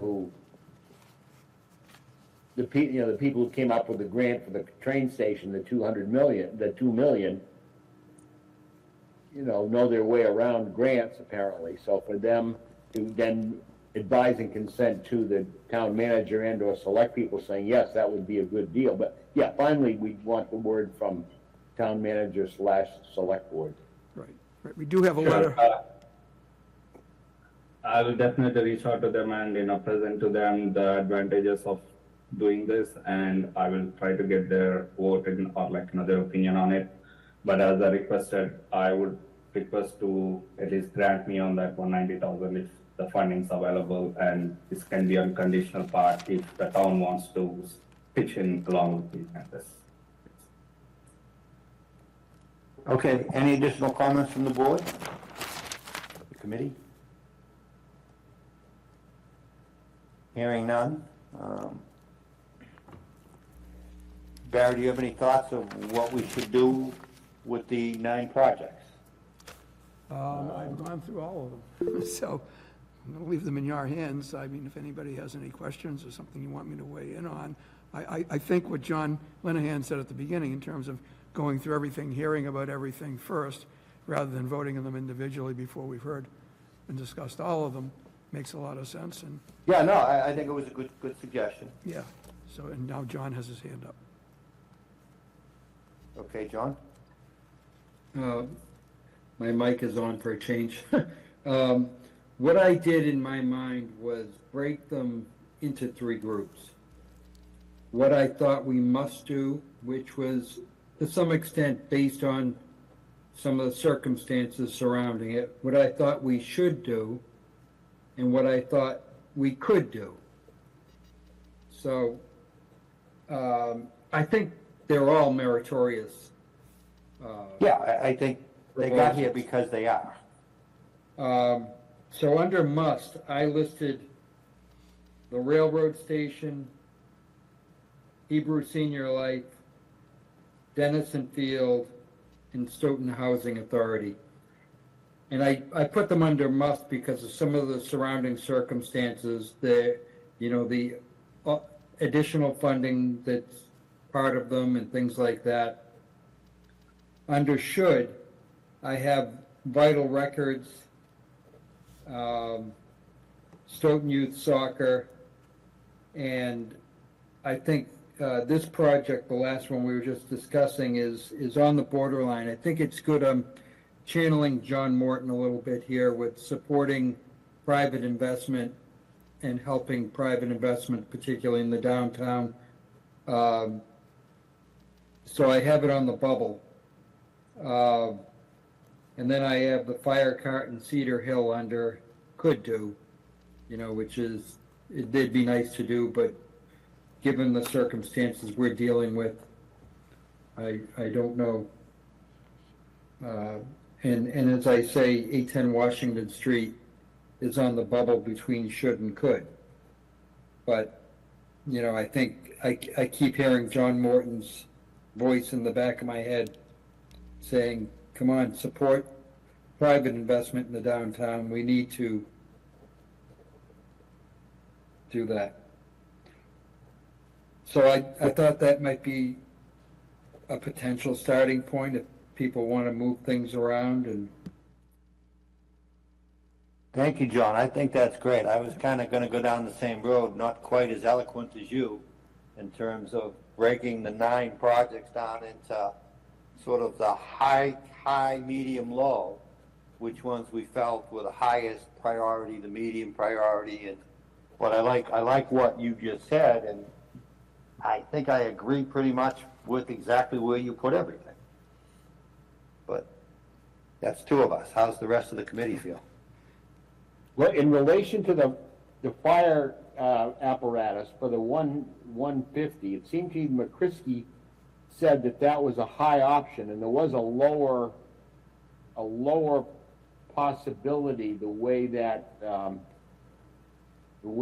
could be done that would cost less than 150. That I believe I remember him saying that, and I will try to clarify that with him. But there could be a lower number that could work at. For whatever that's worth. Yeah, which may be true of every one of these projects, regardless of which category they're in. Right, although there seemed to be some of them where it seemed, because I was thinking, what's the other way? We go and say, okay, we'll just knock 15% off every one and blah, blah, blah. But I think you can make the case that some of them need to have the full amount. I could be wrong, but need to have the full amount. If we just you're correct. Chopped off, I don't know. But that's the other method, is to say, well, just take off 10% off each one. But would the feel what would work and what wouldn't work under kind of a generic cut? But John's criteria of what's important and what's not. I mean that I generally agree with that. well, I hate to say the must-dos came out, I think, just about almost $3 million by themselves. Yeah, I was doing some quick math here, John, and the must-dos are $3,075,000 if I did it right. The should-dos is $1,045,000, and the could-dos is the $400,000. So still a worthwhile way of looking at it, but it doesn't 100% address. But actually, it's a great first step, because now we look to Dwight's point. Okay, in the 3.1 million that we have for must-dos, I think SHA, I really don't think we can cut that, because I think cutting that really jeopardizes that extra and just messes up the project significantly. Dennison, we did cut it back. We probably could do something a little less. Luis, jump in and tell me I'm going too far there. Dennison, I think, is a high priority, because doing something less, there is more to be done at Dennison. We know that because we funded the study. We talked about it. It's a much bigger project than the 650. So we may already be there. Railroad station, there could be some room to play there. Yeah, and I'll look into that with the town. HSL is kind of an insurance policy at this point, that Deb's gonna do everything she can to make sure we don't need the money, but we're being asked to put the money up so that we don't lose the project. Right.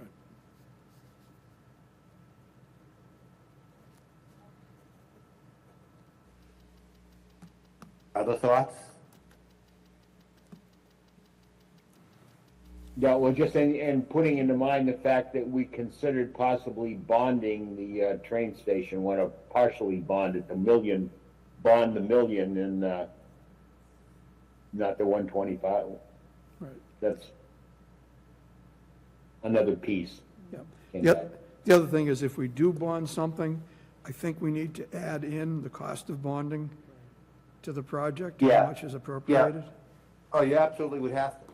Yes. So if you were bonding $1 million, what do you think that would then come to? Well, you'd estimate, I don't, let's say the going rate, we'd have to look into it. Let's say we figured the going rate is 6%. So that would be, 6,000. that would, well, no, that's per year.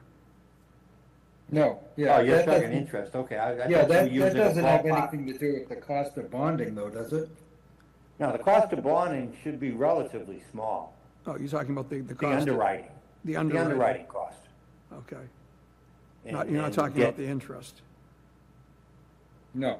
No, I don't think, I think the money would have to add in,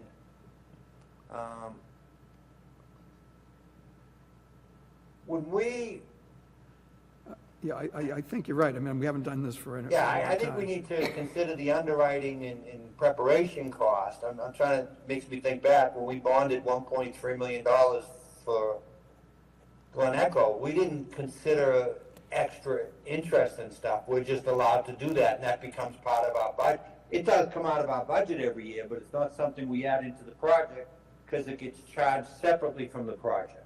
Think about my report last month, or whatever, 2 weeks ago. We have project costs, and then we have the debt service as a separate line item on the CP2. But sort of for us to keep in our mind then what that debt service would be, that would be coming out of our budget each year. I mean, that's just something for us to consider. Yeah, well, we know that. We've looked at that. I mean, the good news is it's coming down drastically over the next couple of years. Now, in this case, if we were gonna bond $1 million on the railroad station, or the community center, I think we could assume that's a high priority. That's something that should get done in the next year because we want it done in time for the 300th anniversary. So it's not like that's gonna push out. So it might get done from a bonding perspective a couple of years earlier than we would have liked, but we do have some big stuff falling off in a couple of years. We've looked at those charts. And we can certainly take another look at them in December, but. Would that be a 20 or a 30-year bond? I don't think we've ever bonded anything for greater than 20 years, and I'm checking. Yeah, I don't think we'd go 30. No, the highest, the longest term we've used is 20 on Glen Echo purchase. That was the very first one. And we'd leave it up to them. Well, actually, we don't leave it up to them. We'd have to, because if they bonded for lesser of a term, they can impact our finances significantly. Yeah, I think that has to be part of our recommendation, actually. Absolutely. We learned that, well, we didn't get burnt on it, but some communities in the past did get burnt with they proposed something as a bond, and I think they were thinking of it as a 20 or 30-year bond, and the town went in and bonded it for 10 years and ate up a whole good amount of their cash flow. Right, we But we can, would look at that. we $1 can million. specify parameters and say, like, for example. Oh, absolutely. It has to be, for example, between 10 and 20 years, or just hypothetically. Oh, we can say it has to be 20. I mean, we can say what we want. It's our call for that. Well, you have to give them some But we're not flexibility. talking a $10 million bond either. Another $1 million bond is not gonna croak us. No, but if you say it has to be exactly 20, that doesn't give the flexibility. I'm looking at the Right, bond terms. right, we would- I see terms of 9 years, 14 years, 15 years, 8 years, so. I think we you've would gotta set a give them minimum, and I think our we'd set the minimum that we want at least a 15-year, and if they felt it was better to do 20, Yep. or we could say 10, but we can look at the cost of what those options would be Yep. as part of our decision-making. And do any of you have an idea of what interest rate we would be paying right now on a bond? I don't know. No, but if I had to make a wild-ass guess, I'd probably say somewhere around 4.5%. Not as bad as you might think. The municipal borrowing usually tends to be at a decent rate. The last I don't bond, think it's going to be at the 6 or 7. I mean, right. you can see mortgages out there now at 5.5% for a 15-year mortgage, so we ought to be able to do better than that as a town with a dedicated funding source in the form of the CPC, but Just for, comparison, the last bonds we issued were in June of '23 at 5%. yeah, okay, so we're probably maybe 5% probably. Maybe I'm being too generous with 4.5, 5.5, but I don't see them going up to 6 or 7%. Right, so I think we're in a position to do a better rate than what you might see out there for a 30-year mortgage. Yep. And again, it's $1 million bond that the 5 or 6% even is not gonna kill our financials. It'll squeeze us for a couple of years and we'll look at it, but then we'll get some significant stuff dropping off, so. Right. Well, 5 or 6% is $50,000 or $60,000 Yeah. in interest per year, which decreases, unlike a home mortgage, if a municipal bond, you only pay interest on the outstanding principal. So if you're paying, and the principal is a fixed amount every year. If it's a 20-year bond, it's 1/20th of the principal. So the interest paid every year goes down accordingly.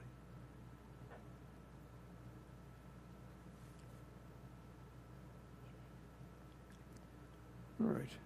Yeah, that's The it. big question would be to feel It out. would require a 2/3 vote, and it would raise a few more opponents, but Well, it's, just as we're sitting here trying to grapple with what our priorities are, the town has to decide what their priorities are and how willing are they to fight for that, because we just don't have unlimited funds available. no. Yeah, and we can make that case, I think, based on just the numbers that you have talked about, and, Yeah, I mean, for a couple of years there, we could go in there and show them we had tons of money, but we've done a lot of, I don't feel bad at all about the projects we've put it to. No, and frankly, some people are like, why are we paying these extra taxes if you're not spending it? That's always been a kind of a bug for me that I think, Barry and I, as I said earlier, we attended the Father Bill's Mainspring, we went to the baseball one, and people talk, we didn't get personal recognition, but they saved that for all the politicians who were in the room, but the CPC got brought up many times during the course of everybody offering thanks and a recognition that as a town, we're fortunate to have BPC and to do these things. That includes things like the dog park and the Halloran Arena. I was at the dog park the other day, and I was talking to a gentleman from Sharon, and he's just like, wow, you guys have done such a great job. It's like, yeah. I told him about my good friend Rich and how hard he worked to get it for us.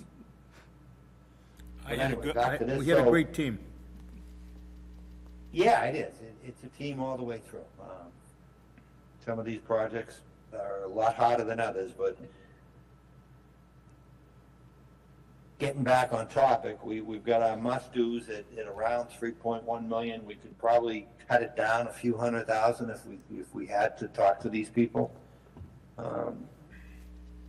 But that probably is a given that we need to do 3 million, and the big question there is the borrowing piece.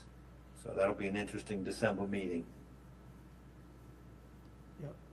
Any other questions, concerns, comments on those 4 projects? I do have a question for Dwight, just where things stand. We have 2 projects we're waiting for recommendations from the Historical Commission. One is the community center, and the other is 810 Washington. Repeat that again, what was the questions? We're waiting for support letters on 810 Washington Street and the community center from the Historical Commission. I was just wondering where that stands. Didn't we already send one for the $190,000 last year?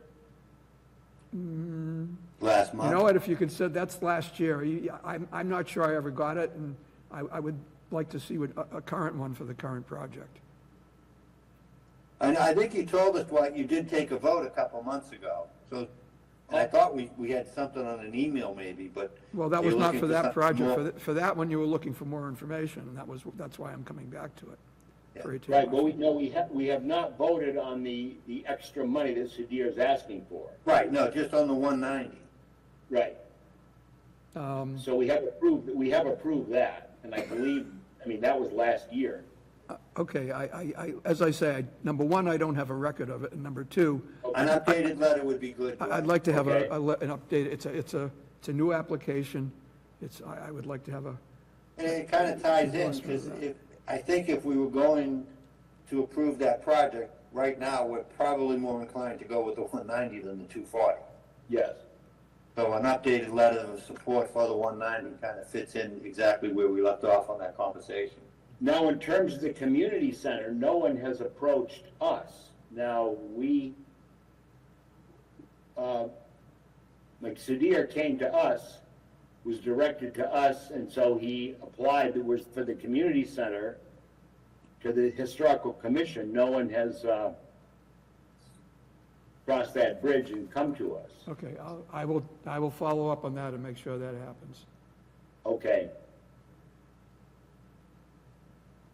I did make it clear that they need to do it. If they haven't done it, I'm going to get back to them again. Yeah, I think, Barry, we're probably going to need Tommy and Paul at our meeting in December. Okay? Because that, to me, they've got a vested interest in pushing us for what they need out of this. Yep. Yeah, I'd like to get the information that, a better breakdown of the components also in that project. We don't have to Yeah. wait till December for that. Yeah, and they know we've got one more meeting Yep. before we make final recommendations. I think they will be quick to respond. Yep. Along those lines, I would also have liked to have seen a more detailed budget on 810 Washington, but that's up to the committee. Agreed. I think there's enough information. Is Sudhir still on the line, or? I did ask twice for it. I'm not sure what we got satisfies what the committee wants. Sudhir's still there. Sudhir, are you hearing that comment? Barry, like detail breakdown of that 190,000 you mentioned? Yes. Yes. Yes. Okay. I did provide, but I can break it down further more on that, like in. Well, John, is there anything specific in the 190 that you're looking for, or? it was. Guidance for Sudhir as to what would make it easier? I can give you an example, Sudhir, of another application that has a breakdown by components to show you what I'm looking for. Yeah, okay, Barry. That's what I'm looking for too. Yeah. You know, Barry will get you an example, Sudhir, that Sure. gonna help in December, so. they're not all thrown in a big pot, so you don't know what's going to what. You know, there's a bunch of generalities that this would fall under this. They're not priced out separately or anything. Sure, Joe, definitely. Okay, any additional comments on this group? John, I appreciate you breaking them down like that. I'm not sure that anybody disagrees with that approach. They may disagree in specifics, but I'm not No, sure. I liked it. As soon as he started talking, I'm like, oh, I wish I thought of that. I've had to do it on a number of zoo budgets historically. Well, again, that's the beauty of a committee with such a vast array of experiences and people willing to jump in and help teach each other and learn as we go. Right. Okay, so then should-dos. We got the vital records, the soccer, and A10 Washington. I think I got that at $1 million. Yep.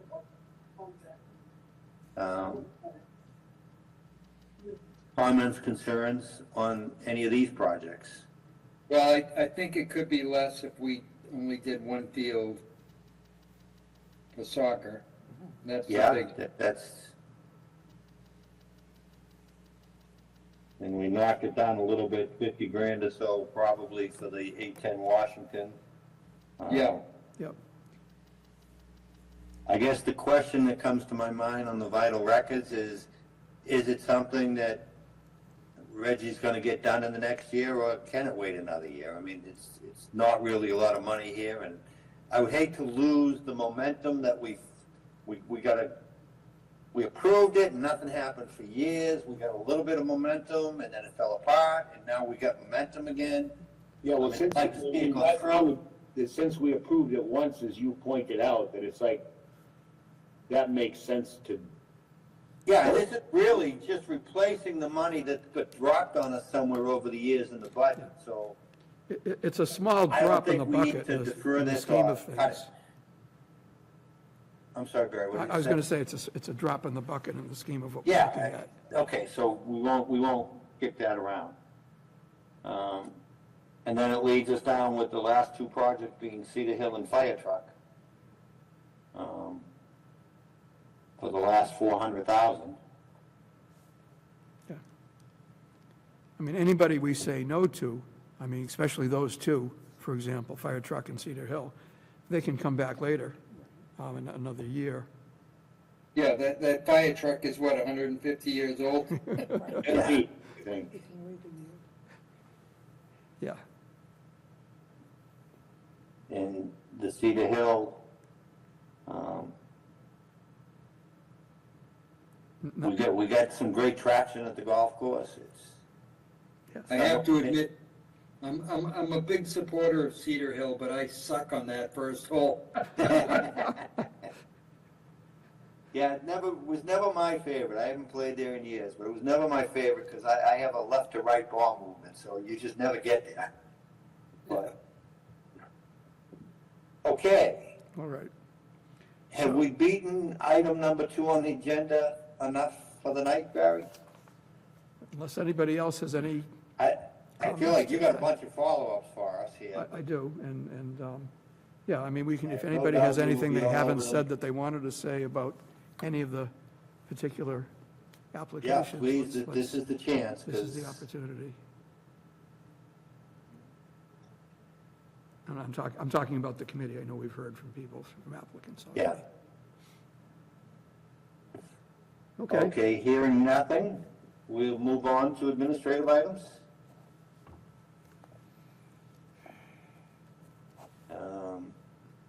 I'm gonna skip number 3 for now and go to number 4, the chair's report. I kind of alluded to both things that I was gonna talk about, one being the Father Bill's Mainspring opening, which was very nice. It was, they've done a great job there. I guess they're gonna have probably a grand opening, probably in January or February. The project isn't totally done, but they just wanted to have a chance to celebrate the progress they've made. They had a bunch of dignitaries from the State House and Representative Lynch from Washington, and obviously our local senator and ex-senator and representative, and many of the people who were involved deeply with some of the organizations, and it was a nice program. It was. I think it made Barry and I both feel really good that we were able, in fact, I almost feel guilty because it's like, all we really did was say okay and give them $250,000. Well, I felt like they really worked with us very closely, and they were very Yeah, transparent. they were very appreciative. I mean, to the point of inviting us to, in on the Zoom calls where they, negotiated the mortgage, the loan with the bank, and, you know, I mean, that's certainly above and beyond what they had to do, but I don't know, I mean, maybe it gave me a little bit more feel for what the whole process is and how many moving parts there are and how much Yeah, no, it is, how it much was it a great takes to learning put together experience. something like that. They were very professional all the way through with that, and they actually started out apology that the project took so long, and I said, this was almost as quick a project as we've ever had from our perspective. This is one of the few that we have that's ahead of schedule, Yeah, significantly. It's ahead of schedule and whatnot. And the second one I was gonna talk about was the meeting we had with Biz, which the happiest thing I got out of it was the 311,000. She kind of acknowledged that the CP2 was wrong. She knew it was wrong. Didn't tell us it was wrong when she gave it to us, but at least I was glad she gave it to us because it really allowed me to tie some loose ends that were in my mind before all those schedules that I made you all go through last week. We tweaked a few other things. There were still some questions to be done. We confirmed that we had the money that we thought we had. There's still more work to be done. Biz, a lot of things that she's saying, like we can do better with our motions and stuff, is really a general statement that she's saying about town meeting, and we're just one of the players in town meeting, because she'd say, well, you didn't specify this, and it's like, all we've done is follow the format we were given by the town hall from day one. And if you need information, like, we've been willing to change it, and we'll change, you tell us what you need to do your job better, and we'll do what we can to give you that information. Yeah. Whether it be on the motions, whether it be making sure that town hall staff is on board. You know, we've got 9 projects potentially going in there. Many of them are gonna tie up various people at town hall. Yep. For different things, and we don't want those to be roadblocks. We've run into that. I mean, Rich paid a big price. We spent some money on outside engineering that did us no good because we were told they could do it, and then they decided they couldn't do the 2 or 3 projects that hit them all at once. I said, we're partners in this. We're not the enemy. We're not a third party coming in, so. And that was a good It was suggestion, progress. and I have added it to the application, specifically with regard to Yeah. town engineering services. I lost my train of thought, I was going to say something. But then, and Biz later that day sent out a new CP2, Yes, which I got some clarification on. I still don't agree with everything that's on there, so we'll still have more conversation with them. But just before the meeting, as I was going through some of these numbers, Barry, you saw, I think you may have saw, I sent her a note asking her a couple of questions. I haven't seen it because I was setting up for this meeting. She had talked about this guideline that the Department of Revenue put out. She's gonna get us all copies to look at. So I went on the website, seeing if I could find it myself, and I found on the DOR website a breakdown of the CP2, the new CP2 that's different from the one she gave me on Friday. And given that it's Monday and it was over a weekend, I don't know what's going on, but I don't know whether that was put in before Friday, and then the one I saw Friday is now gonna supplant that, but, so there's still some frustration, but we'll work our way through that. Yeah. There was some good stuff, and that was it for a chair's report. Yeah, a lot So in of, terms of the transition, Dawn, are you, I mean, it sounds like there's a lot of complicated things that you're sorting out with the budget and biz, and Dawn will be stepping in, and, you know, I'm concerned that, I mean, I don't know, Dawn, how you feel about the things that Michael's talking about, that you'll be the one from here on in that's holding business feet to the fire or vice versa. Well, he and Barry, Yeah. it'll be a team Yeah. effort for sure. yeah. So Barry, you're up to speed on the things that Michael's talking about. You know what he's talking about and know those are the things to be checked and questioned and whatever. I know what he's talking about. I don't have the depth of knowledge that Michael has about it.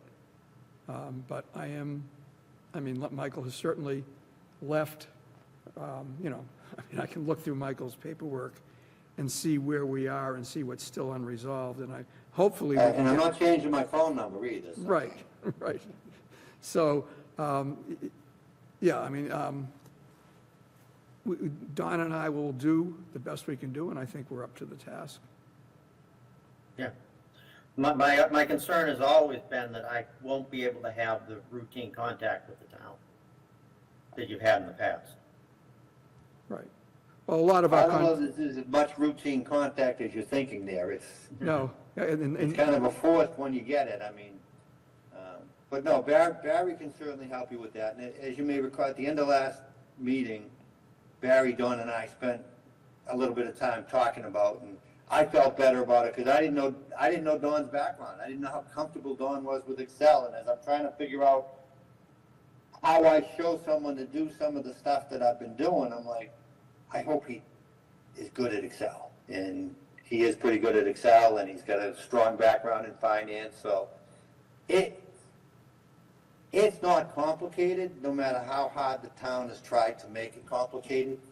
We just got to get through the nonsense. And communication is the key. And that's part of one of the comments I made to Biz and Anne Marie is just, you got to communicate with us. Give us the information. We can help you. Right. We're all on the same side here. This is not adversarial. right, and as an example, if they're going to file a CP2 because there's a deadline, knowing that it's full of errors, tell us that, so we don't see it and say, what's going on here, you know? And I said to Biz, communication is key here. And as Michael said to her, so she got it from both sides. And that's, Don, if only we had the daytime, person to person or telephone communication that we would like.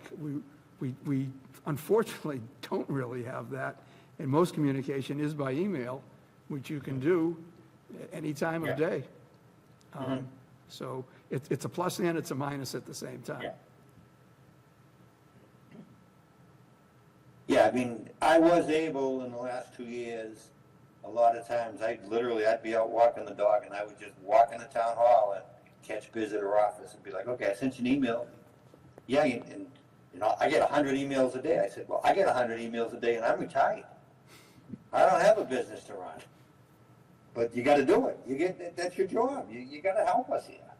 Yep. We're willing to put in the time and effort to make your life a little easier because we're all on the same page here, or at least we're all on the same playbook. But anyway, no need to be that. What I was going to say, just when I lost my train of thought before, was that Biz had said that town meeting articles and motions need to specify the fiscal year that applies to, which is something that was brand new to me. I always assumed that if you have an article at annual town meeting, you assume it's for the upcoming fiscal year. Well, she wants to have it specified, so I said, okay. And there was a couple of other things that we never did that she wanted specified. I said, can you send me an example of what it is you're looking for, and we can follow that as a template.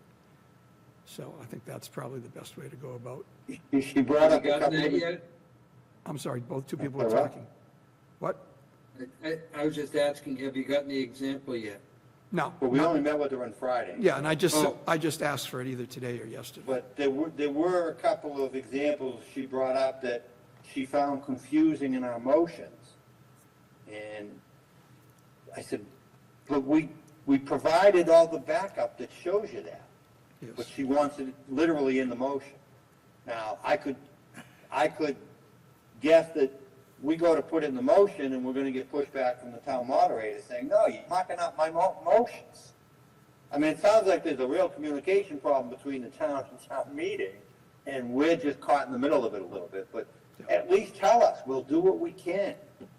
If we understand better what you need to be more specific, then don't wait until we're complaining that we don't have the right information because you're confused by what we did, and we're saying, but we gave you a 10-page report that had all that in it. So, Right, and this is November, and town meeting was in May, so she was confused. She waited 6 months to let us know that. so anyway. So anyway. Barry, do you have an administrator's report? Anything you wanted to add? Beyond what we've talked about, I can't think of anything. Okay, then I will jump back and say, okay, does anybody want to talk about electing a new chair? I nominate John Linehan. I would like to nominate Rich Terry.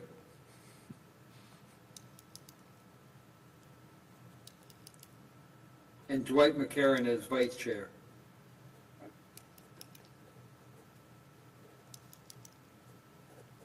Well, the people who are nominated have to accept the nominations Right. before we move and forward we beyond had that. that same conversation. John, last I'll let month. you I go don't know first. that anything's changing, but I don't necessarily want to spend a whole lot of time going around in circles on this.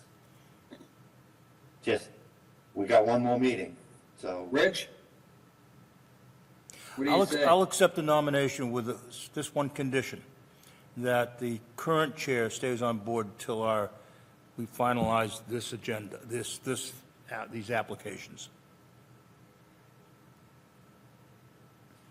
I'd like to have some continuity as we try to decide on these. Rich, I will be happy to talk to you. I don't know, I mean, I can't stay on board because I won't be a resident of the town.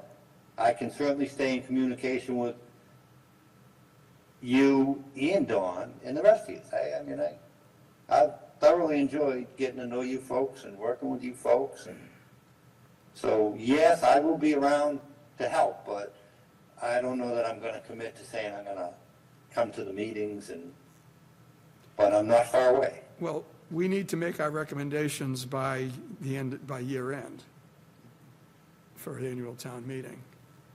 Well, yeah, but I've already committed to by December, because that's only one more meeting. Right, so we're pushing for closure by the end of next meeting, that we have given thumbs up or thumbs down to everything, and maybe with a few qualifications and things hoops they have to jump. That we have, that's not an issue. Yeah. I'm hoping we can get all that wrapped up at our next meeting. I mean, I'd say both cases, Richie and Dawn, I mean, the key's gonna be Barry. Barry's the engine that's gonna keep it running. And he just needs somebody to bounce ideas off and talk to, and I think Rich would make a great chair, I think John would make a great chair, Dwight would make a good chair, but you guys are all busy with other stuff too.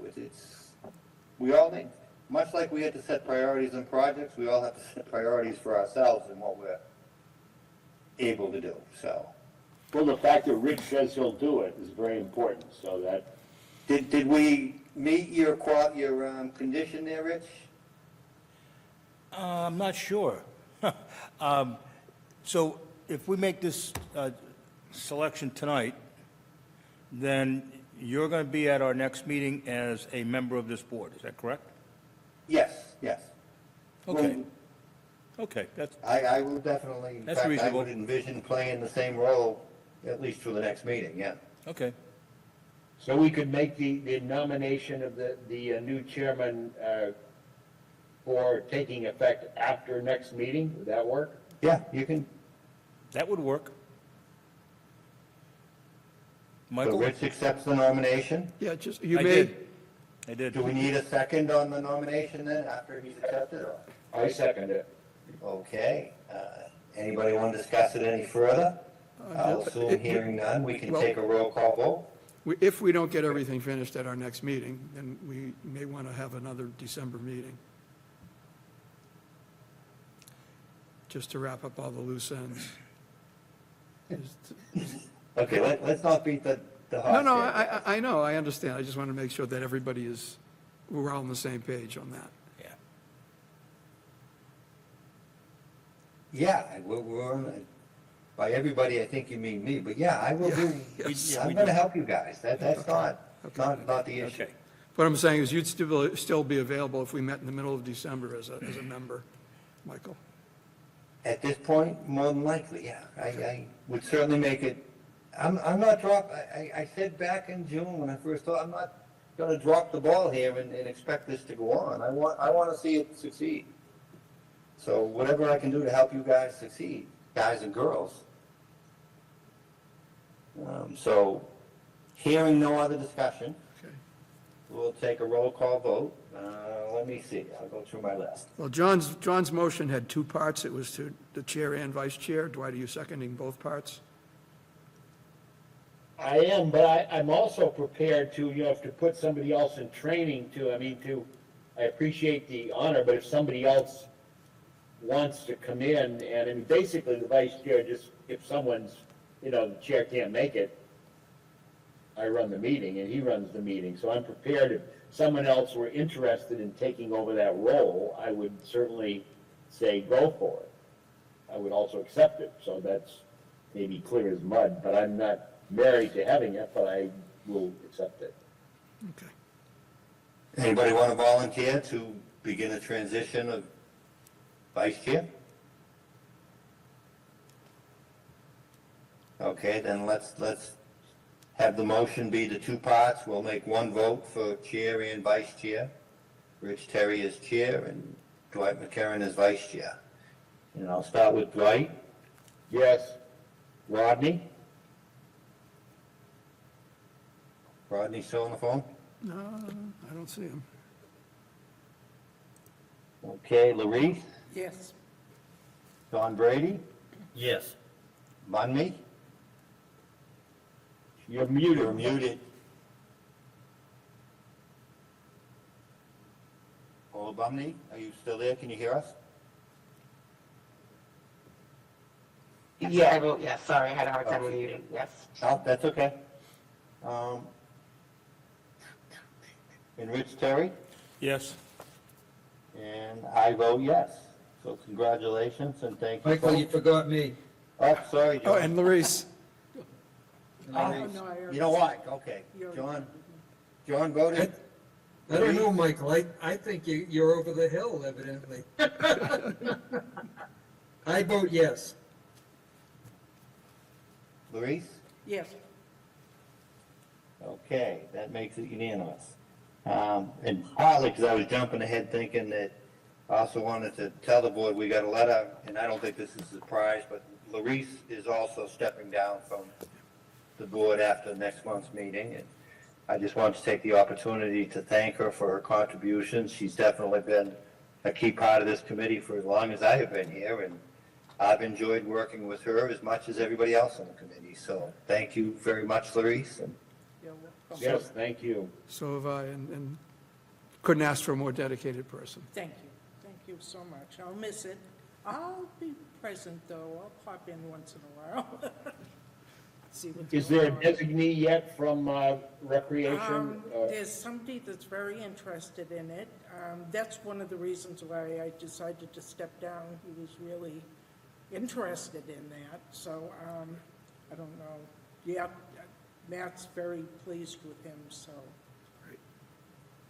I think he'll be the one that he's going to recommend.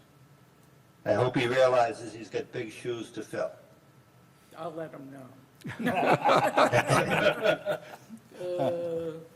No, I think you'll be very happy with him. He's on a couple other boards as well. Great. Okay.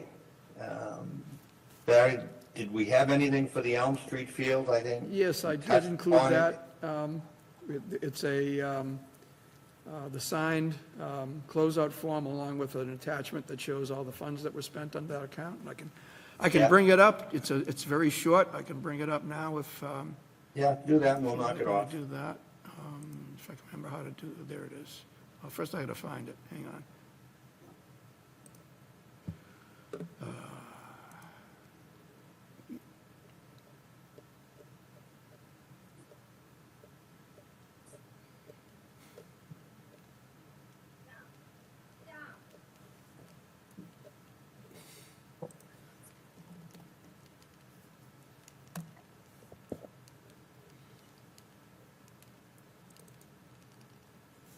Okay.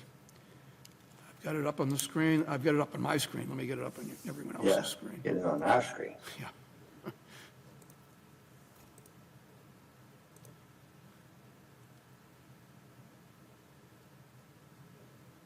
Okay. Can everyone see that now? Yep. Okay, so the total budget was $241,000. They spent $189,090.44, leaving a balance of $51,909.56. Everything's all wrapped up, has been for some time. It's signed.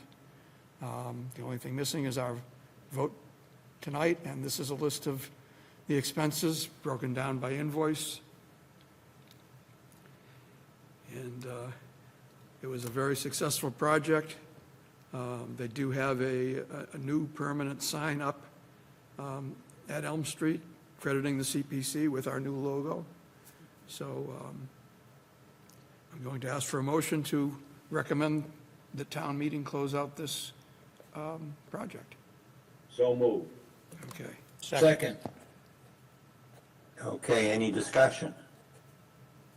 Hearing none, we'll go through the roll call, see if I can get all the names this time. We got Dwight, Yes. Rodney, still not on the line, Larice, Yes. Don Brady, Yes. Ola Bumney, Yes. John Lenahan, Yes. Rich Terry, Yes? and I vote yes. So we can close that. Now, this is another one that, based on the conversation we had with Biz, we may rethink the way we handle the closeouts at town meeting. This is part of her transferring back and forth between funds that I find very confusing, that we want to kind of streamline a bit, because I don't know that I fully buy what she's telling me, but she did offer, and there will be, she's going to have the DOR come out sometime, probably in the spring, to do training. Yes, that was for me and Don in March. And whoever else on the committee wants it, if you ask me, and Yes. for her own staff. I agree. Yeah, doesn't have to be limited, everybody can, and we do have to get that document that she referred to, Barry, because I would like to read that, because I still don't buy everything, but we'll work it out. It's not rocket science. Right. And that'll be something that we'll work out for town meeting next year as well. Yeah, the new procedures that she spoke of were two things mainly. Number one is she's saying that you don't have to consider how much funding you have in a particular reserve category. For example, if you have a housing project that costs $400,000 and you only have $100,000 in the account, she said, put it under housing anyway, and she will straighten everything out at year end. If it ends up, because it'll end up being a negative balance, she'll just redistribute it back from the undesignated account. So I just, that sounded new and a little bit strange to me, so I just said, that's my understanding, is that what you meant? And the other thing that she said was, when you close out a project, if you have a new project in the same category, you can apply those funds towards that project. For example, this one where we recommended closing out now was recreation, which was under undesignated. So if we have something else, that's a bad example, because undesignated could be anything. Let's say if we had something in historic preservation that we're closing out, and we have a new historic preservation project, she says you can apply those funds towards funding that new project. And I'm not sure exactly how that would work. I asked her again for an example of what that would look like. It sounds a little confusing to me. I see John shaking his head, and so And he's not wrong. It is very confusing. It is and I confusing. think we absolutely need that example, because at the end of the day, to me, what she's talking about is if we handled it a little differently, it would make her accounting easier between the two funds.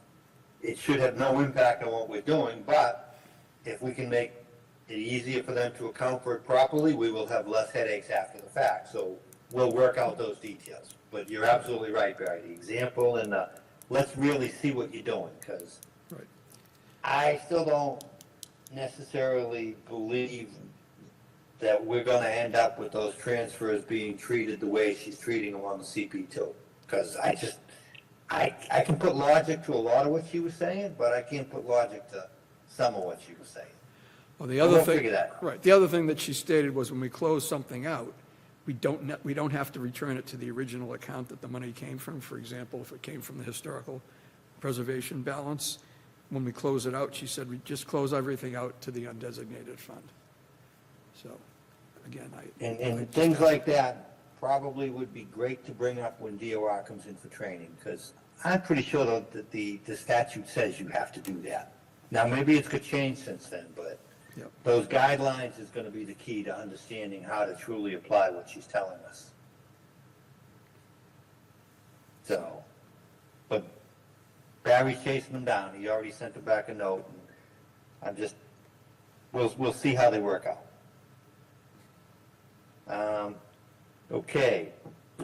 Barry, did you get meeting minutes done for September? no, I don't have any minutes for you. Yeah, that's Been kind of busy.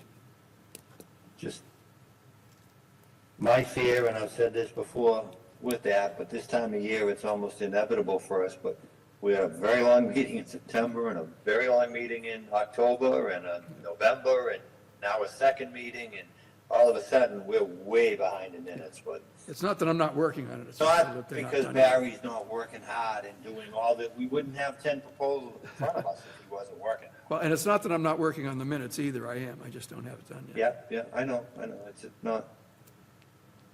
Okay, any other? We're painful. It is. Any other unanticipated new business or emergency matters? This isn't new business, nor is it an emergency, but the contractors for the Cape and Farm project gave us a quote of $29,000 to rearrange the parking and put up some barrier fencing so people can't drive in the rain garden. And they're going to increase the parking down on the Pine Street side from 2 standard parkings, 1 handicapped, to a total of 7. So that's an increase of 4 overall. So we'll now have 15 parking spaces. Oh, wow. And someone actually almost drove into the rain garden, and so they're going to put up a wooden barrier fence, much like we have up at Glen Echo, so that they can't possibly go through that. When they did that, they hit one of the trash cans and pushed it into the rain garden, so that'll be, and the trash cans will be moved to a safer location. So in the season we've been open, we've learned that the design needed a little tweaking. And Yeah, we have nice. about $67,000 left in that existing account.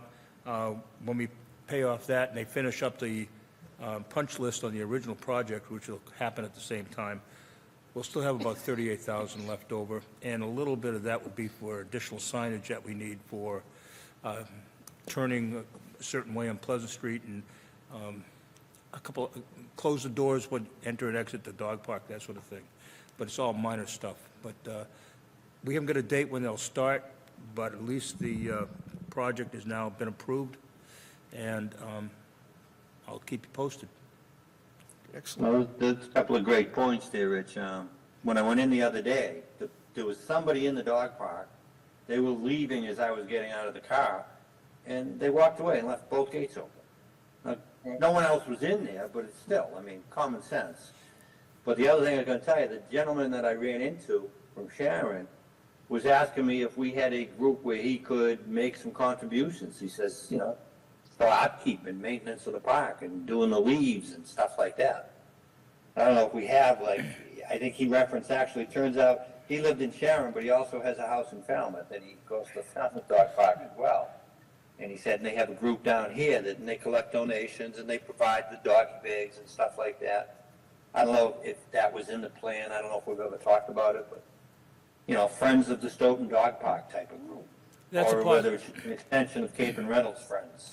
We're kind of on that path already. Yeah. About a month ago, I met a woman who just returned from Stockholm after 8 years, and her dog speaks Swedish. His name is Bruce. You can't make this up. And she thought that a Facebook page dedicated to the dog park would be a good idea. And I said, well, I think you should work on it. Well, I ran into her again last weekend. And she said, oh, I got it all done. You want to be administrator? I said, no, thank you. She says, I'll make you a friend. Okay, well, she snuck in the co-administrator.